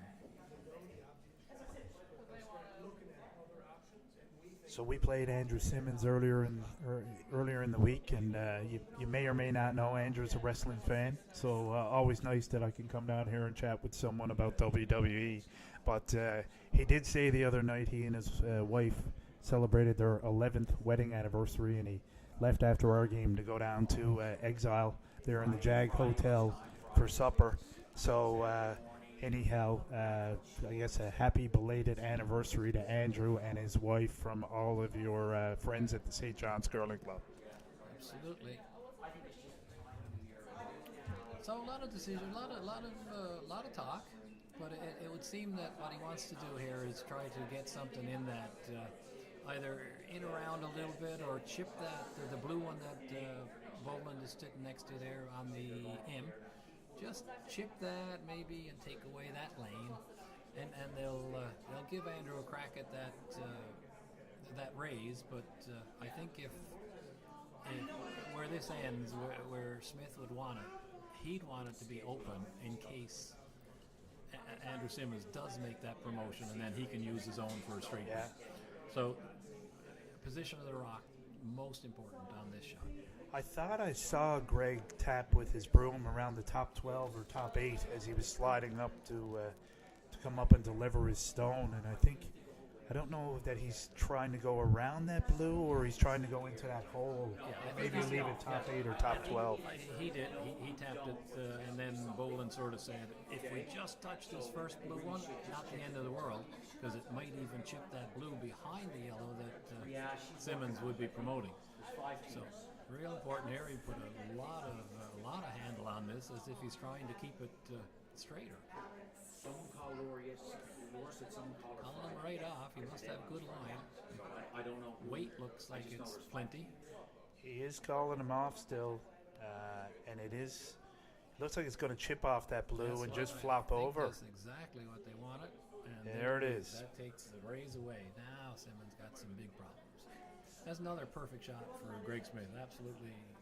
You talk about rock positioning. Well, you just couldn't have put that in a better spot. You're absolutely right, Rob. I mean, that's a great shot. We've seen so many good shots today. This has been a really well curling game, and we're going to have to see another big shot here from Andrew Simmons, or this game could be blown wide open.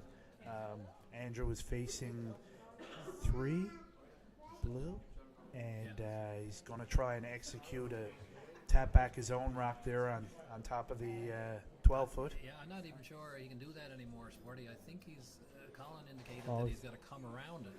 Got to come around his own yellow and try to get, even if you get to the back of the floor, anywhere behind cover. Right. I don't think he can raise that rock anymore because Greg just split that other one into the path. You are right, Rob. I'm just trying to look at the monitor here, and yeah, I think that tap is no longer there. So he is going to have to make a great draw here to keep this game and have a chance to pull this one out of the fire. He has to make this rock. This is a must make. Absolutely. Quick update on the other semifinal. Nathan actually has stole another point, so Nathan Young now up 3-0 over Ryan McNeil Lambswood on that one after 5. So biggest shot of the match here for Andrew Simmons and his Crosby rink here for sure. If he gets right around, he can probably force Greg, but if it's not perfect, like you said, it could be a big end here. Rob, this is a point now. You're a skip of the team. You kind of gotta focus. You gotta make this shot. Take your time. Get set. Puts it in the arms of the sweepers, and they jump right on it. I would assume that would be more for weight than line. His line looks excellent as he got the weight. They've just switched, which means they want it to curl. They are really working this rock hard, Rob. Now if he gets the curl, it doesn't matter how deep he is. He's happy. He's got shot rock back there. What a great shot. Just another great shot. Folks, that is a super curling shot. The game is really on the line. That's a shot that Andrew Simmons has to make, and he makes it.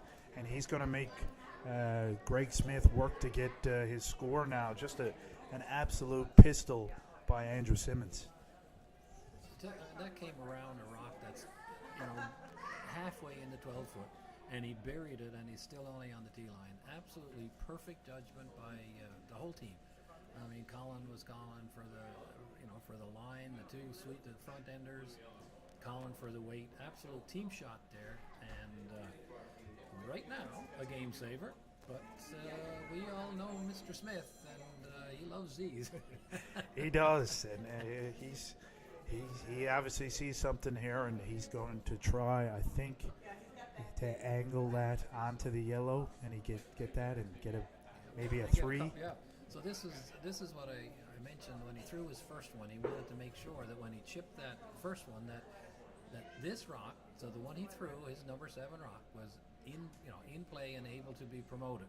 Now Andrew absolutely nailed that. If he goes any further back, well then it's a little bit easier for him. But this is a real tight.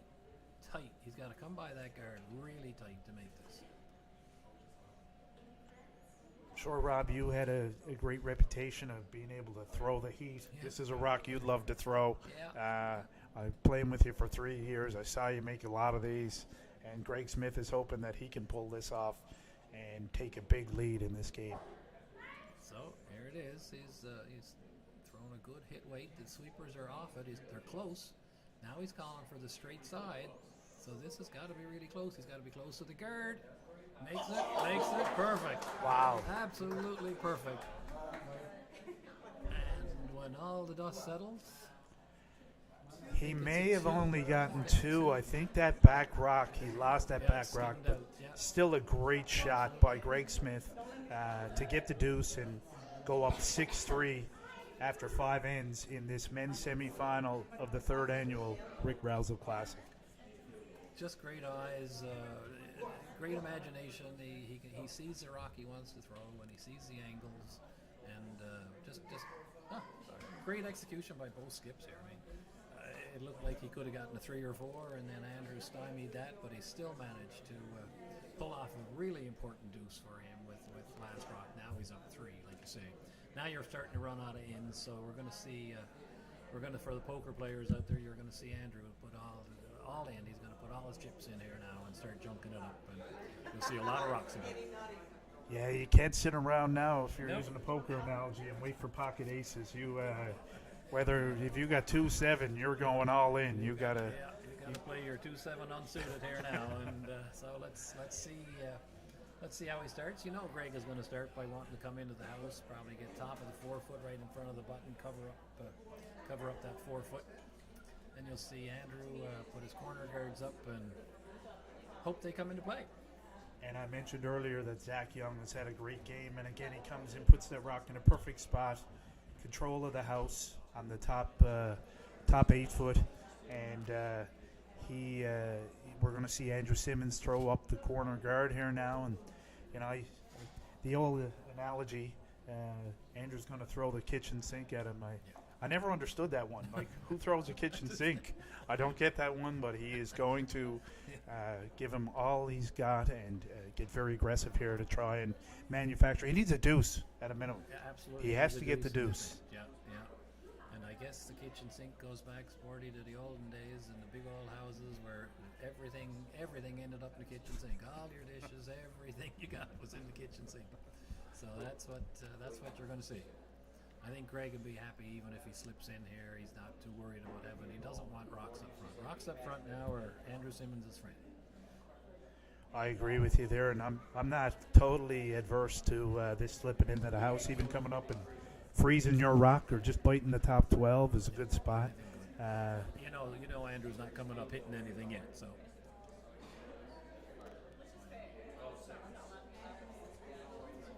So this is the lead stone, Zach Young, throwing his second rock in the 6th end of the men's semifinal of the Rick Rowsell Classic. Greg had called for a 3, and he's pretty close on a 3. Good position. He got to the line, so this is what he wanted. And I don't think we've mentioned during the broadcast, Andrew Taylor is playing lead this weekend for Andrew Simmons. Andrew's longtime lead, Keith Dewar, I believe, is vacationing over in Europe. So, Rusty, if you're listening, hi to you and your wife and family, and hope you're having fun over in Europe. I was talking to Andrew earlier, just before the game, and he told me he's an avid skier as well. So he spends his time in the winter going back and forth between curling and skiing. Nice, yeah. No, I'm in a little group chat with Rusty on our baseball games.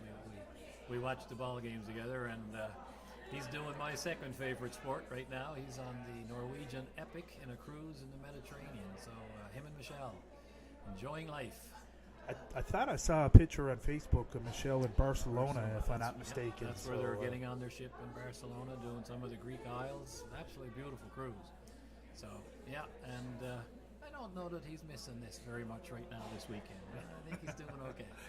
Yeah, folks, if you ever need some good information about cruises, Rob is a connoisseur of the cruises, and he can give you all of the finer details on how to maximize enjoying your cruises. My retirement goal to be a cruise consultant. There you go. Yeah, no, certainly enjoy it, and I know he's going to have a great trip. And Rusty Keekju are just one of the best leads, I think, in the country, and he just really loves his position. He loves to play. In when you talk about in club play and everything, probably sometimes the Leeds Rocks don't come into play as much, but I'll tell you, in competitive curling, they're probably the most important position, and that's been proved here today by Zach Young. I'll tell you, he's missed nothing, and look where they are. Now, not that the other team has missed, but it's Zach is playing a great game here. And lead position is your number one position. If they don't set it up, you just can't win it. Rusty's played lead for a long time. If you'll believe it, Rusty played lead for me in 1991 Newfoundland Junior Championship. We finished second. That was the year that Kenny Pettigrew won, and that would be 31 years ago. And I was sliding with the hammer back then, and I still am. Still sliding with the hammer. Sporting with the hammer. Yeah. Well, that's great. I just love that history. It's that's great. I wouldn't have put him back there that long, but good ending. His brother was playing back then too, I think, and a few of the Jewers. Oh, Rusty's on the verge of senior, let me tell you as well. But yes. You're right though. Seeing guys like that, been around here 30 plus years. It's always great to come into the club and go in the locker room. You're having a chat with the boys before the game, and one of the great things about being part of this game that I love in the curling community down here at the Remax Center, the St. John's Curling Club. Sure. Yeah, lifetime friends. I mean, I go back. I'll really predate you now, but my first nationals was with my good friend Jeff Cunningham, and that was in 1976. And sure enough, 50 years ago, or 50 years later, we went to a seniors. So we went to a juniors and we went to a seniors together, and it's a lifetime thing here, and it's great to hear all the connections.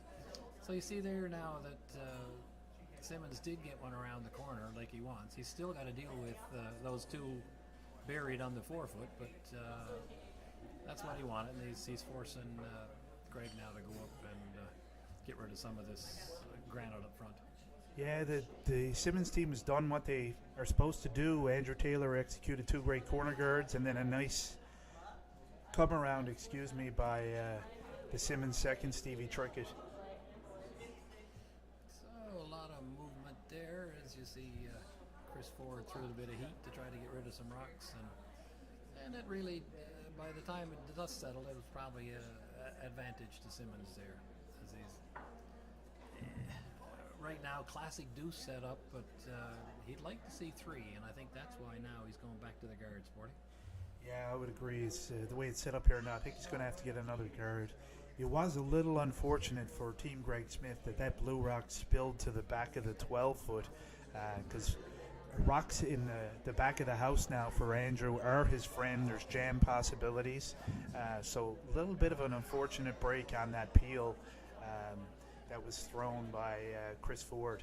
But Andrew is going to go back. He went up and tapped for the corner guard, and Stevie Trickett has delivered the corner guard. The guys are working it hard. It's going to be a pretty high, like a one corner guard, but Simmons needs rocks in front of the house and on the wings to try and generate a deuce at a minimum.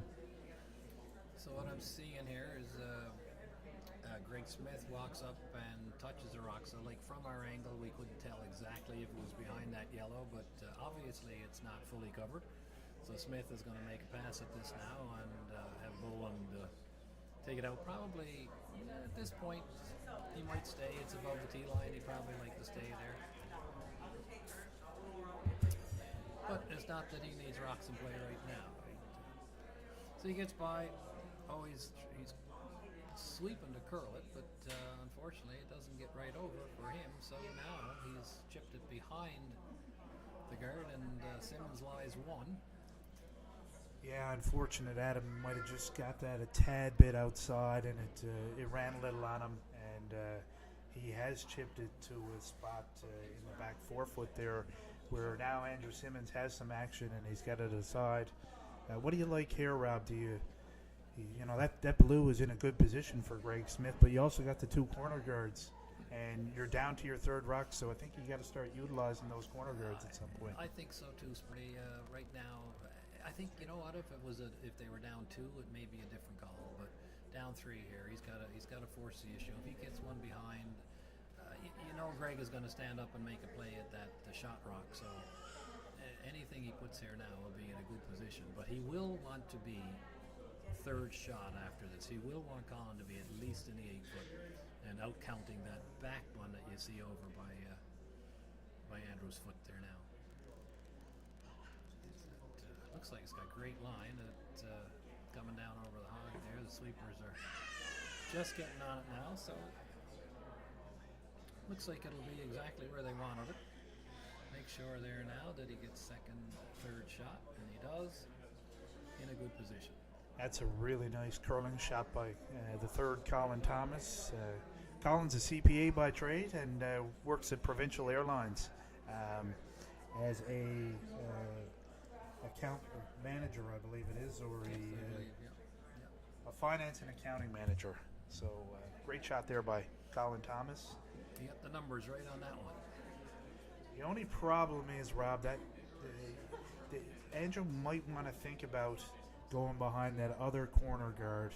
This is a pretty long corner guard, and Greg is looking at this again, and it looks like he feels like he can access that yellow. Maybe not. But I thought initially he was looking at he certainly was board looking at waiter it. or something like that. He might have been spooked a little bit on Adam's last one. He stayed a bit straighter than he thought. So wondering now is what the ice is doing there, but he would like to get rid of it. He continues to stay over close to it as if to say, I want to hit this. So just discussing now the weight. I'm just wondering what happens here. I know there's 2 Simmons rocks in the house and you may be playing with fire, but do you ever rip the guard? These corner guards are the ones that might get you into some big trouble. And is this a time where you need to bail and rip that guard and open up the house a little more? Interesting call. And I'm sure a lot of people would jump up and do it. With again, playing the scoreboard, it would give Simmons a chance to sort of take that blue one out and roll over to lie 3. But but it would certainly be a viable option at this point. And again, you know what? You play the scoreboard sometime. Yeah. Yeah, I mean, if you do rip the guard, I actually think Andrew might not. He still might not take on that blue. He might go in behind the other corner guard, and then you're in a delicate position. So Colin's got one more. You're right, John. Okay, so they have decided to make a play on the one here on the out turn. So we'll see now. This one wasn't left outside as they got the straight sweeper on it right away. He's got to be really careful he doesn't curl too. Oh, now he just tickles the guard. Little fortunate. It ends up right on the center, guarding their shot rock. It does. That's the classic, and that's just, every curler's been there. You throw your first rock, maybe you get it out a little, and then the natural tendency is to make sure that you don't get it out a little on the second one. Yeah, and so Colin, it might have been a tricky spot there, and he just might have got it going a little bit and wanted to make sure that he didn't throw it out, and unfortunately crashed on the guard. And now we have some interesting action going in this 6th end of the semifinal of the Rick Rowsell Classic. Andrew Simmons is down 6-3. He does have hammer, and he's trying to generate a deuce, or he'd love to get 3 if he could.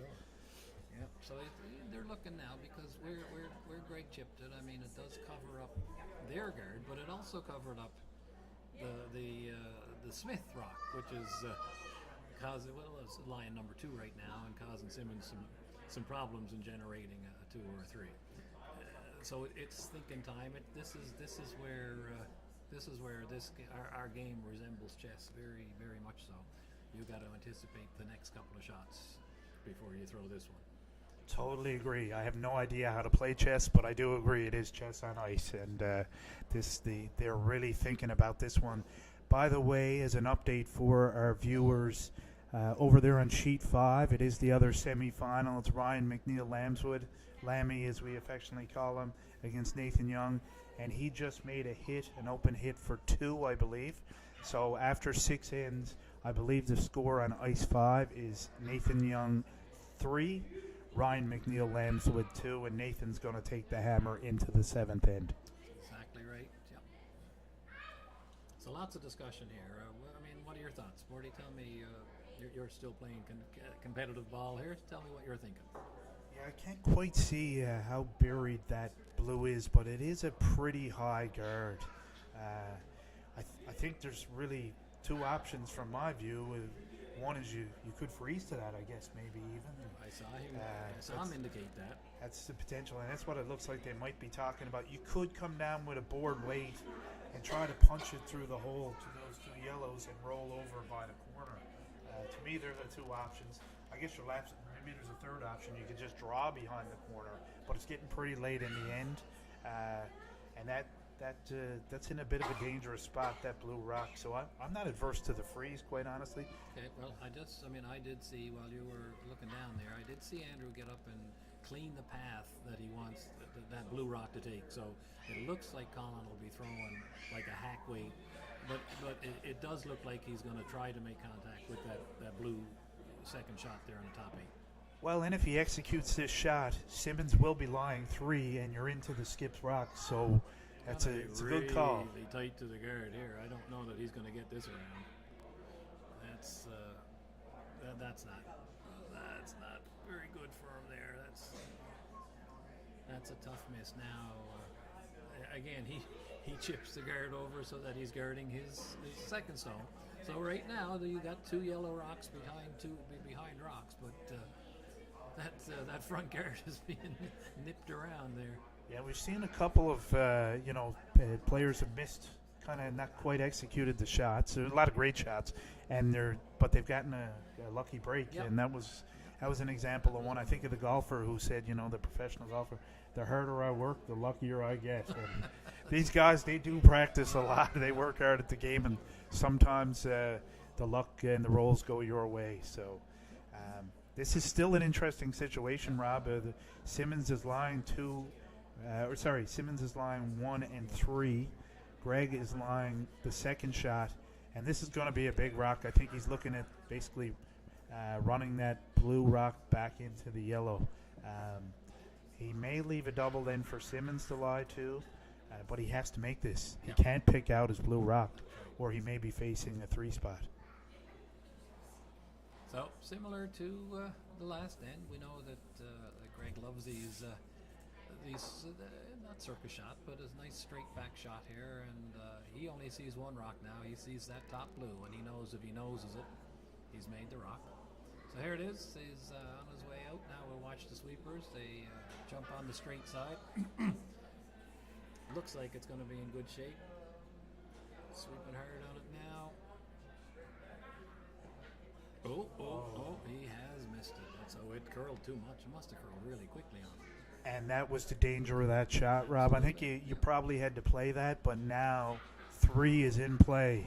Game on for Andrew Simmons. He lies to. I think you're going to see him go right there where Colin Thomas tapped the broom, and there is a definite possibility that Simmons could tie this curling game in this end if he can execute both of his curling rocks. Yeah, there it is. One little break with the way it ended up, but then these are exacting shots, and that was really only a half an inch. He just came up a little bit too much at the end, and he missed the back one. If he clips the back one, he's back down to a 2. So now it's decision time to see where's the best placement of the rocks where he won't give Smith an easy double. So he's taking ice, looks like out into almost the 12-foot, and Colin has tapped the broom there on top of the where the United, the I and the T and the E are in United, in the 8-foot.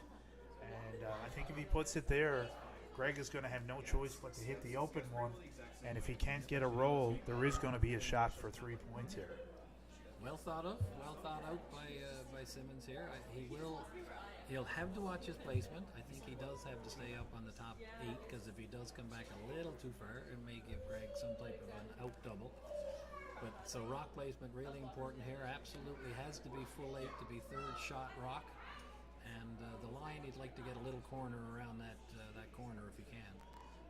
Looks like lots of weight coming here over the hog line. It is weird though. Yeah, it looks a little hot to me, Rob. It's going to have to put the brakes on in a hurry to be third shot rock. Adam Boland's going to work on that rock, but I think he just hung in. So mission accomplished. The only thing, he came a little too deep, and there may be a double there, Rob. And the unfortunate part about that for Simmons, if the double is made, it may be slightly behind cover. It could be. And Simmons would have to make a good rock to get to. So he would have liked that, rather back 8. If that was top 8, it was an absolute pistol, just went too deep. And now Greg Smith is going to try and execute the double takeout and limit the damage here in the 6th end. By the looks of the ice, you can see he's put it right next to, actually on top of the yellow that he wants to hit. So indicates that he'll be into his full wind up here for this one. Yeah, it's fun to watch Greg throw the hits. He's one of the few that still uses the backswing, as many of the curlers don't use that anymore. I think he's all over this one. You can see it coming over there. He only needs a half a rock there to make that perfect. So well executed there, and makes his double. Now Andrew's got a little tap back here to score 2. So I think, for Simmons, mission accomplished. He came dangerously close to being able to score a 3, but I think it was absolutely necessary that he get a 2 here to keep this game going. Absolutely. And just another high-quality curling shot executed by Greg Smith. I'm sure many of you you've seen Greg on TV in the Briar, but if you're traveling these days, you might see him up at the Yellow Belly in the airport, where he also works throughout the week. He was telling me he's been working there for a while, and when I was heading to Toronto in August, I saw him there. So just a great shot by Greg Smith, and now Andrew Smith is going to have to make a good one to score 2 and keep this game in reach as we finish up the 6th end. So the first call is that his weight is down a bit. He does have to move that rock out of play. Both of them sweeping now. They got to sweep for line 2. They're going to have to work this hard, Rob, to get by the guard. And if he rubs the guard, it is a steal of one, and I think he is going to rub the guard. I don't know, Sporty, that he had the weight that he wanted. I think he wanted like a hacker board there, and it just wasn't there. So that's a big one. That's got to be disappointing there to have a chance to give up the steal one now. 7-3 for Team Smith in the semifinal here in the 2022 Rick Rowsell Classic. Big turn of events there.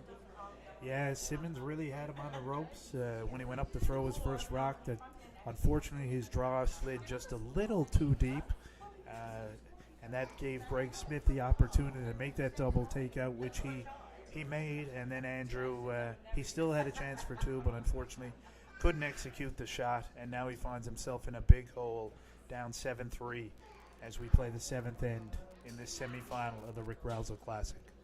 So we'll see everything in play here. You'll see. I wouldn't be surprised, but Greg may be putting this right through the rings, but it looks like he's on the tee line, so he'll call this to the 4-foot. So he'll want this above the tee line and in front of the button, ideally. And so far, Zach has certainly delivered. Yeah, it's an interesting thing. Years ago, I think when you had lead of 4, that rock was hitting the backboard. You were firing that through the house. Yeah. But now with the free guard zone, it affords the team with the hammer to be able to throw up 2 corners that can't be touched. And so that may change the strategy a bit. And Greg has full faith in his lead, Zach Young, who has played a great curling game here today. And again, puts it right where Greg wanted it in the top 4.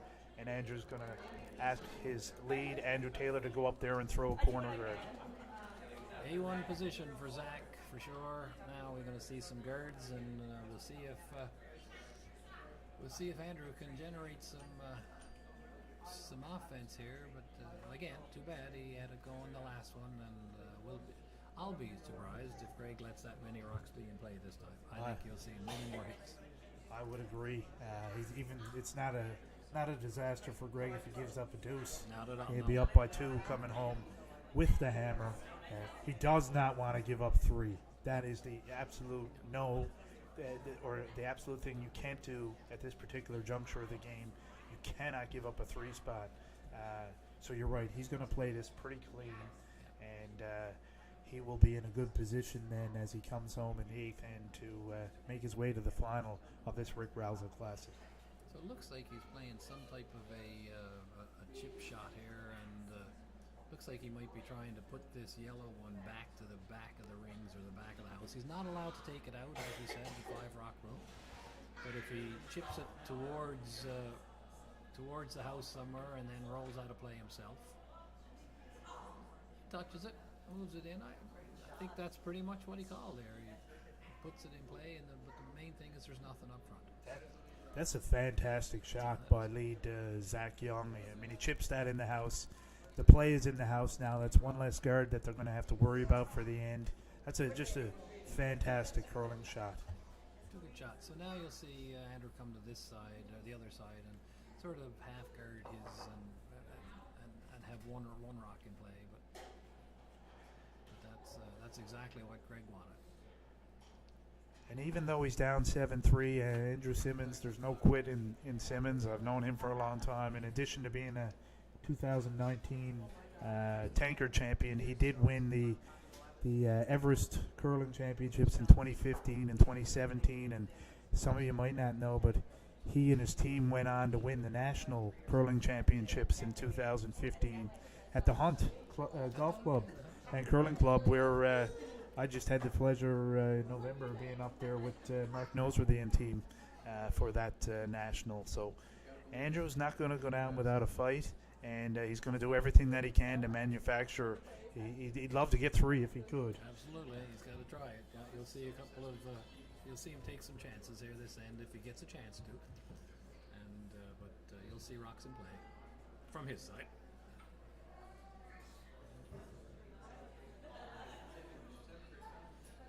Chris Ford, and again, I don't think Greg's disappointed as long as that stays above the tee line. It's in a good shape. You may see Andrew put another guard, or you may see him start tapping stuff back and creating a wall. Okay, I think he's opted for Steve Trickett to play another corner guard. Now on the other side. So if you are looking to still watch some live curling before the weekend ends, Rob, the championship men's and ladies finals go at 4 o'clock this afternoon here at the Remax Center, the St. John's Curling Club. Once again, admission is free. You can come down, and as we've seen today, there's a lot of great curling that's happening down here, very high caliber curling. So feel free to join us down at the Remax Center at 4 o'clock this afternoon.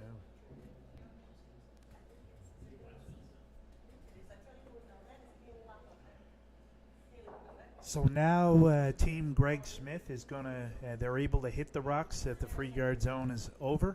And Greg is going to ask his second, Chris Ford, to peel the corner guard, which he is going to do. And he might clip one of his own on the way out, which he did. And that's actually a very good result because there was a bit of a wall there, Rob.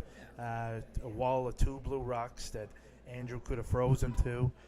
So Greg is not disappointed at all to have clipped his rock in the 4-foot there on the way out of the rings. No, right now, as far as Greg is concerned, any rock back there now is starting to be a bit of a nuisance. He'd just as soon have it nice and clear. Just to finish your thought on this afternoon, Sporty just made sure that the ladies' final goes, of course, at 4 o'clock also, and that's Sarah Hill and Stacey Curtis in that one. So that promises to be some good curling too. Yet your 2 winners of the semifinals that are on here will be battling it out for the men's side. Nice shot here. He's coming around this corner. He's well buried and in the house, so that's mission accomplished there. Yeah, that is a great shot by Steve Trickett. It's in the top of the 12-foot, and It's fully buried. It's almost over buried. I would go so far to say, Rob, that's so buried that Greg Smith is going to need an excavator to find it. Yeah, you got him. Yeah, so Greg's going to say, okay, I'll leave that one there. Let's make sure we get rid of. Go back to where I started with Lester Bowering back in 1981, my first year in the men's, and back then, of course, no free guard zone, but theory then was if it ain't there, it can't score, and now that one, he ticked it. He might. No, he didn't remove it from play. So, wow, so we have some more action here. Andrew's going to go over and try and hide another one behind that corner guard, and one that Steve Trickett just threw. He's going to ask his third, Colin Thomas, to tuck one in here, and if he gets one in there, it's game on. Around this one now, because I mean it's really going to does it for us. We'll see what I'd like to see this one made to see exactly what Smith will do. Will he step up to the open one, or will he finally try to clear that guard? I think if I know Greg Smith and this gets buried, he's going to go over and rip that corner and try to get some of the yellows on the moving. I think so. But we will have to wait and see. First, we'll see if Colin Thomas can execute his first rock here in the seventh end of the men's semifinal of the Rick Rowsell Classic. It is Team Greg Smith 7, Team Andrew Simmons 3.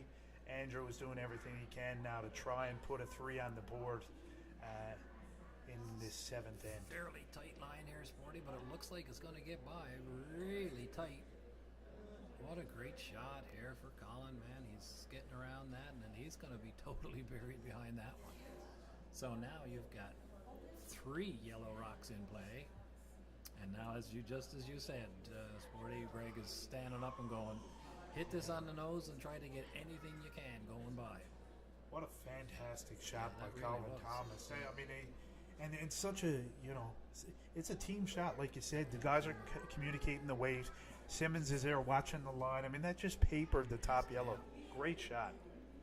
Okay, so here's Boland with his straight back. He's going to miss the back one now. He's going to roll over and not quite guard his own, but he does have it in the way. But again, you know what? That's advantage Simmons. It is, and it nearly rolled over and covered Simmons' rock, which would have been not a good result on that shot. There is lots of room for him to get by and get the blue and roll in underneath that blue. If that's what he's playing, I think it is. Yeah. Well, this just got real interesting. The words of Jim Ross, business just picked up. And we are in the seventh end, and there is an opportunity here now. Andrew Simmons is down 7-3, but he has his third, Colin Thomas, who's throwing his second rock of the seventh end, and he is throwing a hit so that Simmons can lie 4 with only Skip's rocks remaining after this rock. So this is going to get very interesting, as you said, Rob. Looks like he's on a pretty good line there. They're sweeping for a line. Now he's trying to curl it a bit. It's another great shot. He's got the little roll. It's absolutely perfect execution for Colin. It's a line 4. Now Greg is looking at where I can make a double. This has gotten really interesting, Sporty. It has, and I think if he makes the double on the 2 on the outside, he comes around again. and he's not going to be able to. There's no triple. I don't think he can make the double on the 2 yellows in the 12-foot and roll over and take one of those yellows. So Greg has got an interesting situation on his hand, and just from his motion there, he looked like he was even contemplating running back his own. Which, if he doesn't make that, Simmons has the opportunity to lie 5.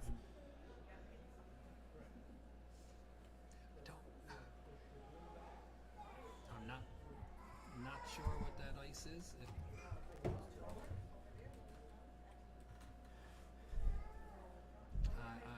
sorry, Sporty. I'm guessing a little bit of what the call is. Again, as we're not directly behind, so it would seem that he thinks he can probably double off the one that Adam's broom is by, and then the one over on the left side of Adam. A double, and then they'd still have an easy shot for 3. Wow. I think actually now that I look at the angles, Rob, where Adam's got his broom, you're right. I think he could potentially make that double and then roll over. There could be a triple possibility here. It's not much weight. This is only board weight that he's thrown here. So he must be looking for a big long roll or something over. We'll find out. Okay, they're sweeping for the curl now. Sweeping hard, and it looks like he's gonna make contact with the top one. Yeah, I'm not exactly sure what he was trying there. I don't know if he was trying the inside flop or if he was trying to roll over on and freeze on the back yellow and the back 12 foot, which would have nullified. I'm looking in the backboard. It looks like Andrew Simmons has got a bad cramp. Yeah, he's suffering back there. It's not going to take him out of the game, but something happened. He must have cramped up. I don't know if our physio guy is in the building here. See if he calls a tennis medical timeout here. No, he's stretching. He can feel something. Looks like either a quad or his knee. And as you said, Rob, we're not playing with time clocks here. There are no timeouts per se, and I think, in the spirit of the game and the sportsmanship, they'll give Andrew a little bit of time to work this out and try and get the pain out of his leg there. If I were him, I'd want to take a slider to Sporty to make sure that he can get in his position. But I didn't see what happened, but I did see him bend over. Yeah. And he clasped his left knee, which is his sliding knee. Yeah, I agree with you at this point. I mean, if Andrew's going to deliver this next curling rock, probably a good idea to take a slide or two and see if he feels okay there. They are talking about the shot, so it seems like he may have worked that out and is ready to come up and deliver his first rock of the end. And he has an opportunity here once again to lie four. Yep. So this is now you get into the mental part of the game. He's got a little something going on with his knee. Now he's just got 100% concentration here to get out of the hack well and execute this. They've got a chance to make a huge comeback here. Andrew Simmons is the director of sales at Verafin. When he's not here at the curling rink, he works with Verafin, and he has got a big opportunity here right now. One that we probably didn't think we were going to see, Rob. We talked about keeping this end clean and just a couple of bad breaks, and now all of a sudden, Andrew Simmons has a hit to lie four and could get right back in this curling game. And all of this with one single guard up there. So he's throwing nice control weight, just looks like a hack weight type of thing. So he's sweeping now to keep it straight. Looks like he'll definitely remove it. Now what happens to the shooter is really important. And he's going to roll that over there. That's not too bad. Now that's actually very good. He got really fortunate, actually, Rob, that he had that other yellow in the house. I don't know if that would have stuck around if that yellow wasn't if that there. Other one rolled out a little further, it would have given Greg a hit and roll too. So right now, I think he's looking at whatever double he can make to cut him down to a 3. That was, young Andrew Taylor there really pounded that rock down and held that rock. And that, having sweepers like that just shows you how important it is to have people on your team who can sweep the rock. It's not about just throwing the rock. It's having people who can hold the rock when they're sweeping. And Andrew did a great job in terms of sweeping that rock. And they are lying for Team Simmons as Greg Smith comes to deliver his last rock of the end. So Greg, one thing on his mind, he said he'd like to get rid of 2 of those. I mean, there's a fancy roll there, but I don't think he's looking at that whatsoever right now. So you can't see, but he's into his big wind up there now, and here we go. There aren't too many in the game right now around here to throw the big weight as good as Greg Smith, so we'll see what he does with this rock. So he's got one, and he's going now for the roll. And he makes the roll absolutely perfect. Yeah, so I think that was the option. I think the other one was to get the 2, but so now he's very quickly, Andrew has put his broom down as if to say, okay, I can get at this with hack weight. Andrew still looks like he's favoring that leg a little bit. No, I kept an eye on him, and he's grabbing his quad or the back of his knee there, and it's it's obviously bothering him. You know, one thing there, Greg Smith just made an absolute great curling shot to make that roll, and I didn't see any panic at all from Andrew Simmons. Andrew's been around the game for a long time. No panic, laid the broom down. Let's throw the board weight down there and knock this out and get our 4 and send this into the 8th end tied. So that would be something. So I saw him indicate to his sweepers he's going to throw board weight here. So it's going to be, again, it's going to be all about Andrew Taylor here on the straight side if it happens to get a bit close. And Rob, we got a development over on ice 5. There was a steal by Lammy. So after 7 ends, it's Ryan McNeil Lambswood and Nathan Young tied going into the 8th end of the other men's semifinal. Here we go here now. Andrew is really working this to get it by the guard, and he's right next to it. There, it's a shot for 4. Oh my goodness. Hurt or not hurt. Andrew Simmons, incredible shot there for 4. These are some amazing shots. I mean, for Smith to get that roll over and then Andrew to do that, absolutely great. I said at the beginning and the end, Andrew Simmons is not going down without a fight, and he certainly is not. And he throws that big 4 up on the board. So both of our semifinals are tied as we go into the 8th end. We are broadcasting live from the Remax Center, the St. John's Curling Club. It is the 3rd annual Rick Rowsell Classic. Over on ice 5, Nathan Young and Ryan McNeil Lambswood are tied at 3.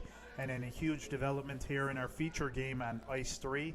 Andrew Simmons has just scored 4, down 7-3, and now has tied the game at 7 going into the 8th end. So looking forward to an exciting finish on both ice 3 and ice 5 here this afternoon. And if you are just joining us or just tuned in a few minutes ago, it's Steve Sporty Bragg here in the broadcast booth today alongside Mr. Rob Thomas. Yep, thank you, Sporty. Man, we did not expect to be calling a tied game coming home, I got to say. So anything can happen. Hopefully you viewers have been staying here and didn't give up on this, because I can tell you, like Sporty said a couple of minutes ago, there's no quit in Andrew Simmons and his team. Well positioned. That's the classic first rock now up in what we call the number 1 guard zone. So now this is interesting. Now Greg Smith calling to come right around this. Now he's going to mix it up. Yeah, absolutely.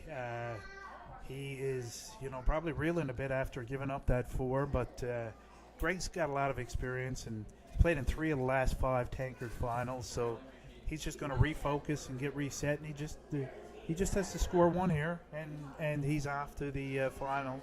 So it's going to be an interesting end.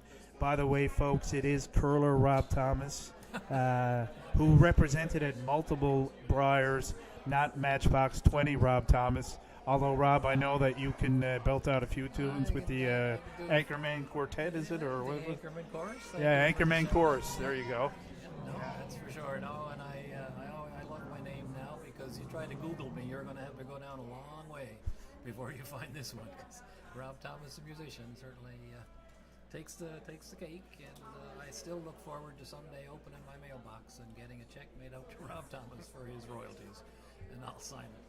No, that's great fun, and there's another guard now coming up from young Andrew Taylor, and well positioned right in behind, so that when they do start to hit him, that Smith can't get 2 of them and roll at the same time. So I think Mark Noserly would say the game is aloof.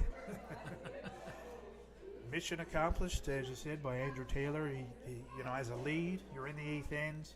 You don't have hammer. The lead has to get the 2 rocks out in front of the house and on the center line, and or around the center line. Not his regular team, and he's a spare, so I mean, a little bit extra pressure on, so he's nailed it. And of course, Zach Young, who's had everything going for him today, trying to come around that one and stay there. He'd like to stay above the tee line. It looks like he'll be just behind it. Another great shot, though.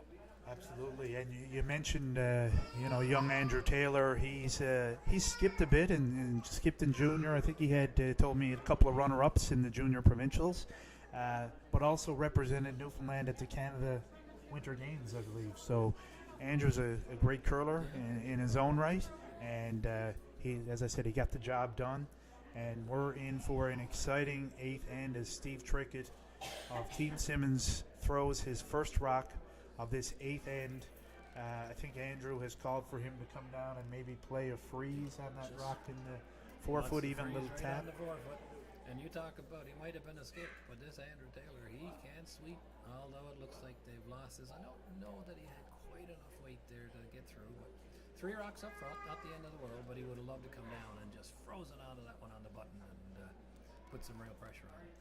Still not disaster though, because there are 3 rocks up in front of the house, so they've got something to work with. They don't care if they give up 4 or 5 this end. They just the mission is to steal a point and get the victory. So he's not completely panicked. Andrew Simmons, he's got 3 rocks up front. And Greg's got to make a decision as to what he does with this end. Yeah, see, Greg now he's discussing. So you can't get rid of 3 of them with 1 shot. So Greg is saying, well, you know what?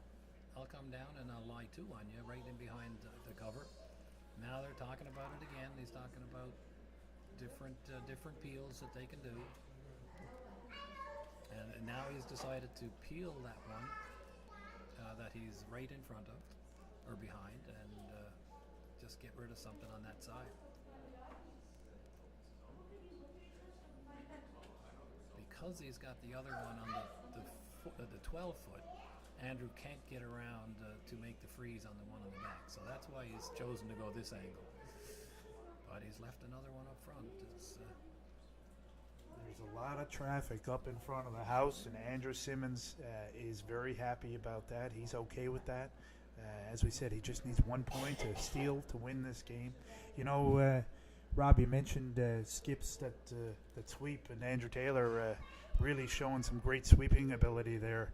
I got to tell you, Mark Noseworthy, he was dusting it out there pretty good over the weekend for a 62-year-old who skipped his entire life. So shout out there to my teammate Mark Noseworthy on his sweeping this weekend. Loot. He's a big runner in great shape, and he's loving being back in the senior action. So here comes here's Trickett. He's got a nice looking shot there. So he's moved them both back. So right now he's got one in play in front of those 2, and sooner or later they've got to get shot. But now I keep going Alex Smith, but to Greg Smith is going to say, okay, well now how many can we get rid of up front? Interesting choice. Yeah, that's interesting. He could play the guard and make Andrew do all the work, and that looks like what he's chose. So he's going to put one now between the 2 yellows. What do you think, Sporting? See you nodding. Sometimes the best defense is a good offense. And right now, Greg Smith, he's got 2 in the 4 foot, and he's all in right now, as you would say. Yep. You know, you want to be keeping it clean when you have the hammer. It could come back to haunt him because you want to have access to that 4 foot when you come down to your last rock, and there might be a situation where he needs to. But on the flip side, he's going to make Team Simmons make a rock here to get their steal. This is going to be a really interesting finish to this game. He had to be careful there not to line up those 2 rocks, which he did perfectly. So that's a well-placed rock for this call. So he's challenging Simmons to do something now. And at this point, I don't think there's a draw there for Simmons. So they're going to have to manufacture something in a raise or a double raise or some type of a setup shot, I guess. I think that's exactly what it is. There may not be an easy draw right now, but there's a lot of rocks in play, and so there's a lot of possibilities. And what did you think of the call of the guard there? Would you have thrown the guard, or would you have been throwing the heat and peeling a couple of those rocks in front?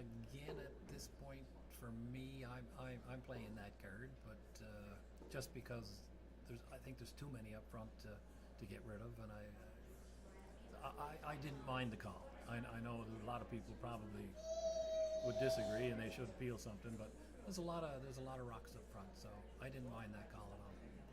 I can tell you, I played a number of years with Paul Harvey, and Paul Harvey would have been throwing that guard all day. Definitely, right. That was a Harv call. He was loving that one for sure. Yeah, that's probably why I chose that, because of course I'm playing with Harv this year, and we'll be on our way to the Corner Brook Curling Club in 3 weeks' time for the provincial championships, for the club championships, and we look forward to that. Yeah, Paul Harvey's a lot of fun to play with. I played many years with him, really enjoyed it. And you guys are going to have fun out there, and you're going to be very competitive, and So, wish you well. I know that Everest Curling Championships become a big event. A lot of people love to play in that, and it's very competitive. So you're going to have to go out and play well to win that event.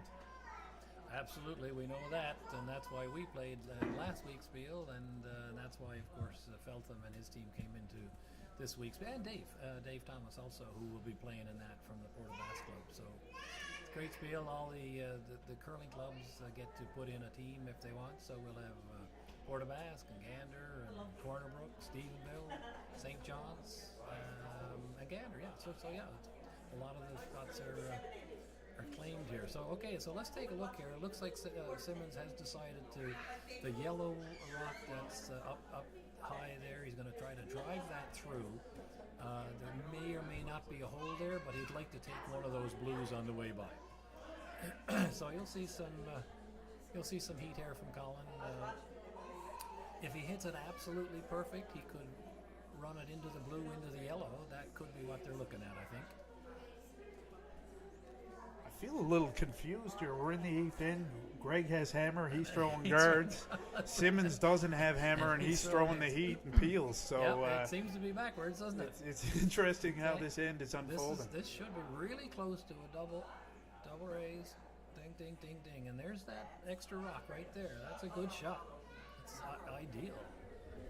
What a great shot for Colin Thomas there. That was exactly what they called. They saw the rocks in behind, and they said, "Okay, we can move them," and they got the angles right.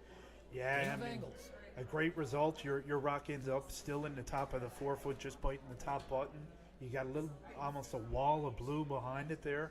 There's still 2 guards up front, so really good shot by Colin Thomas, and this is going to make these last few shots extremely interesting as we determine who will head on to the final in this 3rd annual Rick Rowsell Classic. So Smith deciding to play the peel on the top there. He may look at what's going to happen back here on this yellow off of that, and no damage done there. So now you got the shot rock belonging to Simmons, and it's on the. Does he play a guard on this now, or does he tap that back to the button? Lots of decisions for you. I think you got a guard here. I think if you do try to come in and tap, you're giving him something to clear off the whole 4 foot. So I think he's got to stay. Got to stay with this guard. I really like the guard. There's still 3 rocks left. Nice if you can make Greg burn another one to make a peel. Your yellow rock is in a good position. It may not be shot rock right now, but I don't think that matters at this particular point in time. I really like the call to make the guard, and I think that's what Andrew Simmons is asking Colin Thomas to do.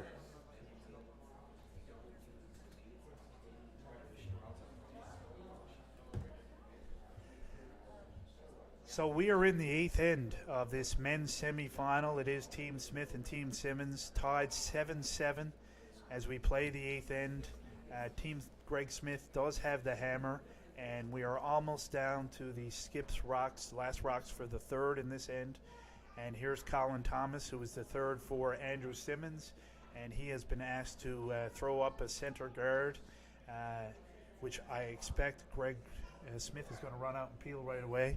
I took a quick peek, Sporty, and it does look like yellow is the shot rock, line 1, but it is very close. How much has he curled there? He's curled way off the line, and he's going to give him it looks like he's got a shot to actually hit and roll there. So the line is going to be everything, but Collins just really took off at the end, I guess. So initially, Greg indicated that he might go after that yellow. I kind of like, can you hit the yellow that was just delivered on the center line side and spin those 2 yellow guards off and open it up? I think so. That's what Adam is pointing out. Greg is pretty determined to hit that and stay there and get rid of it. But if he ever rolls off it a bit, well, then they got the perfect freeze to the button. So, now they're moving up and down, and okay, so he's made his decision. He wants to peel those two guards. Careful now that because he has indicated that he wants to hit the top one a bit thin and then go across the second one. That could drive it right back into the pack. And I was just going to ask you that, Rob. not sure I about think there's this a angle. possibility if you hit it the wrong way, you could promote that yellow back into right the house. back into the blues. Yeah, And then so you could have two yellows in front of two blues in the back forefoot, and a bit of a problem for Greg Smith. interesting decision on the turn. That's all for me. Let's see what happens. He's going to get the first one. Oh, and he left the second one there. Now, whew, so now Simmons gets to guard again. Does he tap yet? No, I don't think so. Did you say you think the yellow is shot? I mean, if yellow is shot, he's got to play the guard. Yeah. Uh, Yeah. It's guard all day. Yeah, and he's already got the ice out there. Yeah. They haven't been looking down to as if it's that close, and that's why I'm assuming that the yellow is shot. I'm hearing a little buzz in the back behind us in the club that yellow looks like it's shot rock. Yeah, it seems like there's. I just think if it wasn't, they would be tapping it or they would be doing something on it now. If this is a straight guard, you have to assume that yellow is shot rock.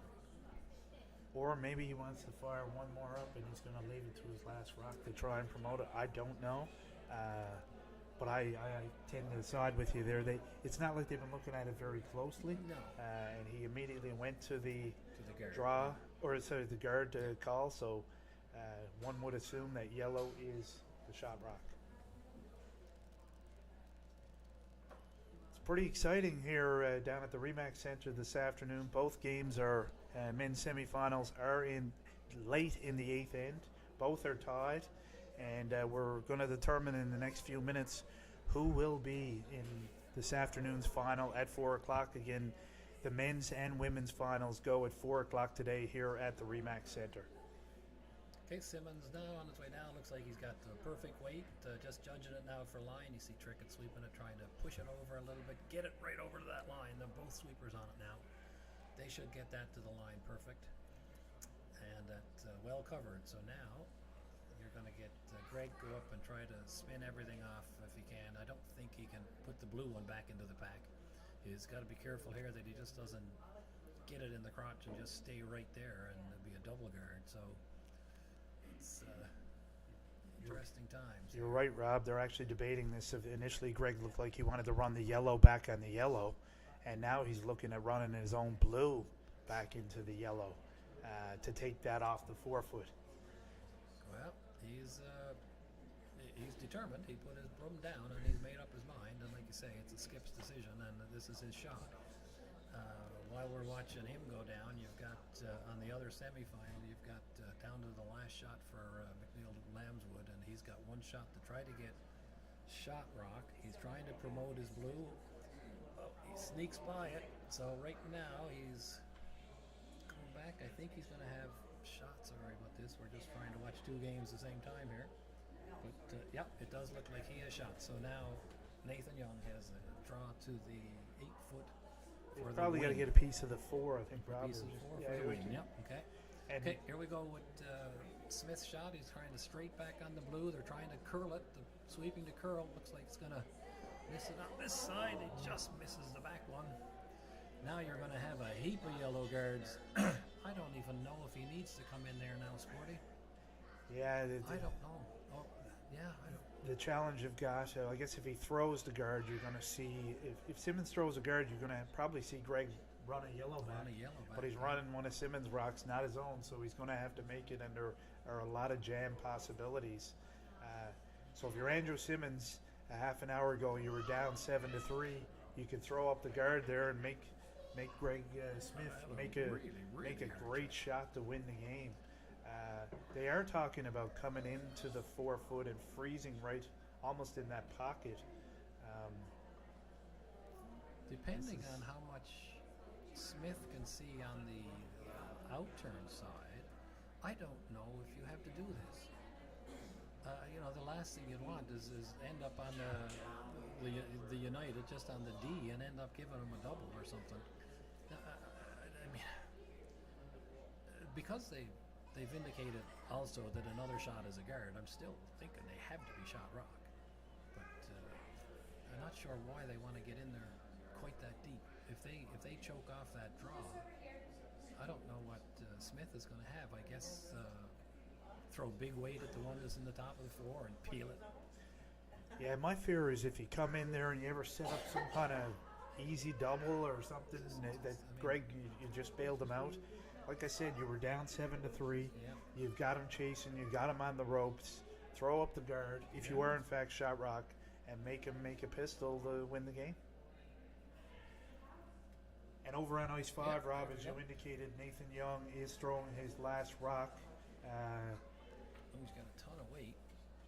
Taps it back, and he's right on. He was playing a tap back, and I don't know if he quite made it. You can hear the ooze. Still not 100% sure if this shot was made or not. We'll see now when they celebrate or don't celebrate.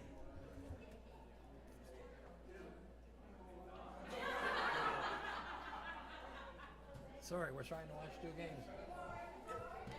Yeah, that was. I'm not quite sure who won that. Nathan was playing the tap back, and he tapped it back, but his rock ended up pretty close to Lammy's rock. But I think it was Nathan Young. The way they're shaking hands now, and it was Nathan. So right down to an inch by the looks of it there. So that one is over. Still a load of discussion on this one. I just got to figure out. You can see they're not arguing; they're discussing. I mean, what do we need to do? I mean, right now this is really hard, as it is. Throw it in the corner, and it's hard for Smith to score one. Rob, I mean, we see the curling is a game of inches over on ice 5 there. Nathan Young just made that shot by an inch or two. It was almost a measure. So Nathan Young will advance to the final of the Rick Rowsell Classic. You can hear the applause in the background there as Nathan Young and Lammy, Ryan McNeil Lambswood's teams come off the ice. Just some great curling over there on ice 5. And now we're here on ice 3. I didn't see the final decision. They talked for a long time, Rob, about coming into that pocket. I'm not sure if that's what they've ultimately decided to do. You still feel yellow is the shot? I do, because I mean they did look at the guard a couple of times, so so it must be. But I've been watching Colin to see if he indicates to the sweepers exactly where he wants it. Andrew, by the looks of it, had it in his head. He wanted to come right down to the edge of the button. So no indication, but from what I saw and what I'm looking at for the ice, it does look like he's coming into the house. I think you're right, Rob. I think he wants to come in. They've been talking all along, freezing right on that one on the back button. And I think that's the shot that they have decided to play. Andrew Simmons has now delivered his rock down the ice, and the guys have pretty much been on this the entire way. I don't know if it's a weight issue or a line issue.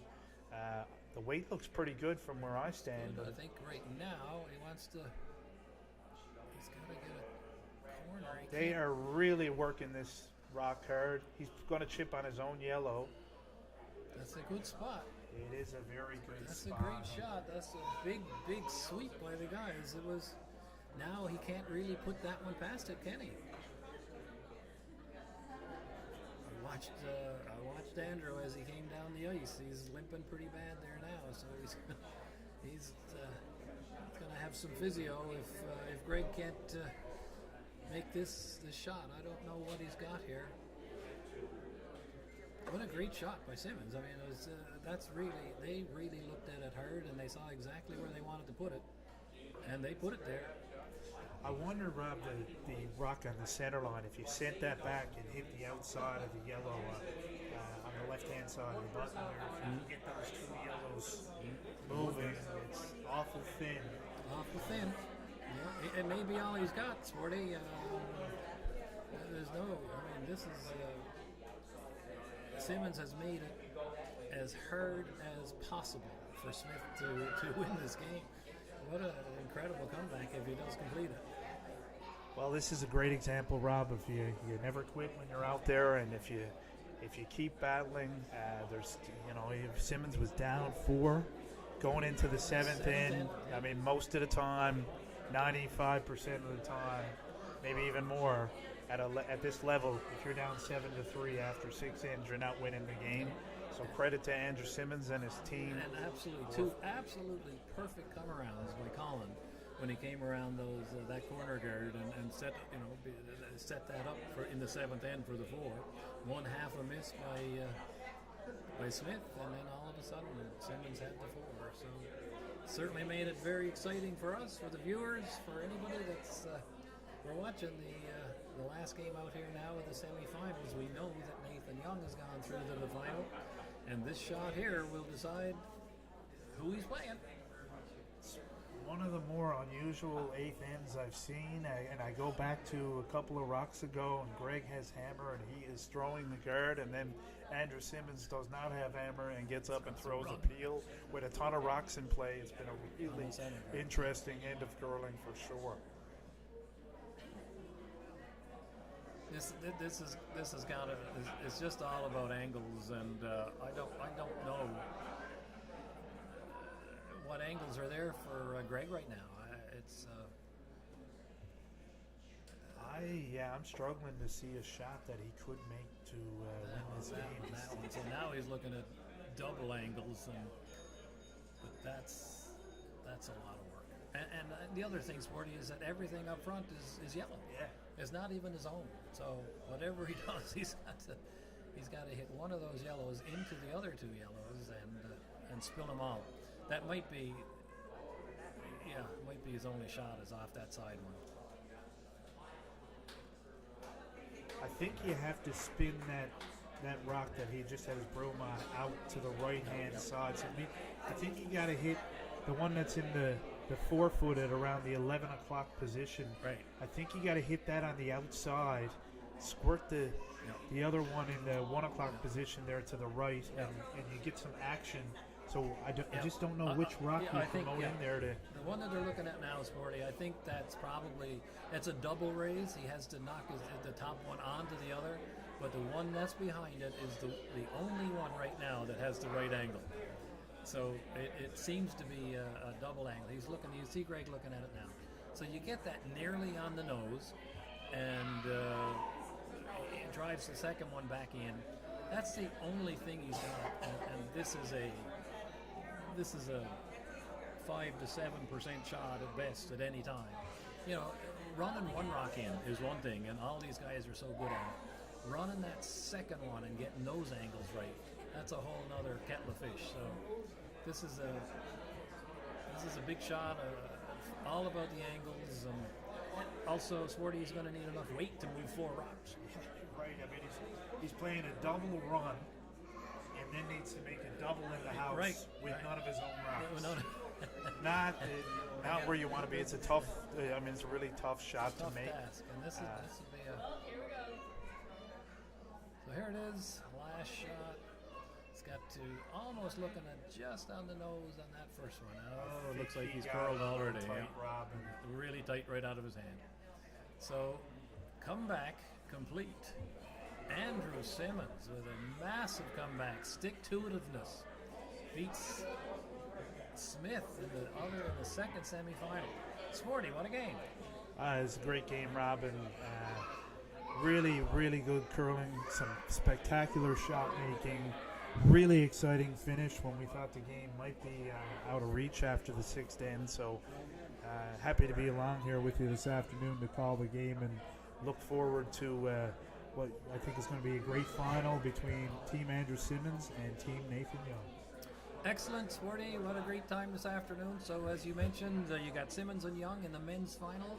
We've got Sarah Hill and Stacy Curtis in the ladies' final of the 2022 Rick Rowsell Classic Invitational. Hopefully Mr. Simmons will be all right and his cramp will be done, but it's been a pleasure to be in with you, and not sure who's doing the final for you folks, but tune in again at 4 o'clock for some great curling from the Remax Center St. John's Curling Club. Good night. Oh, I stood up and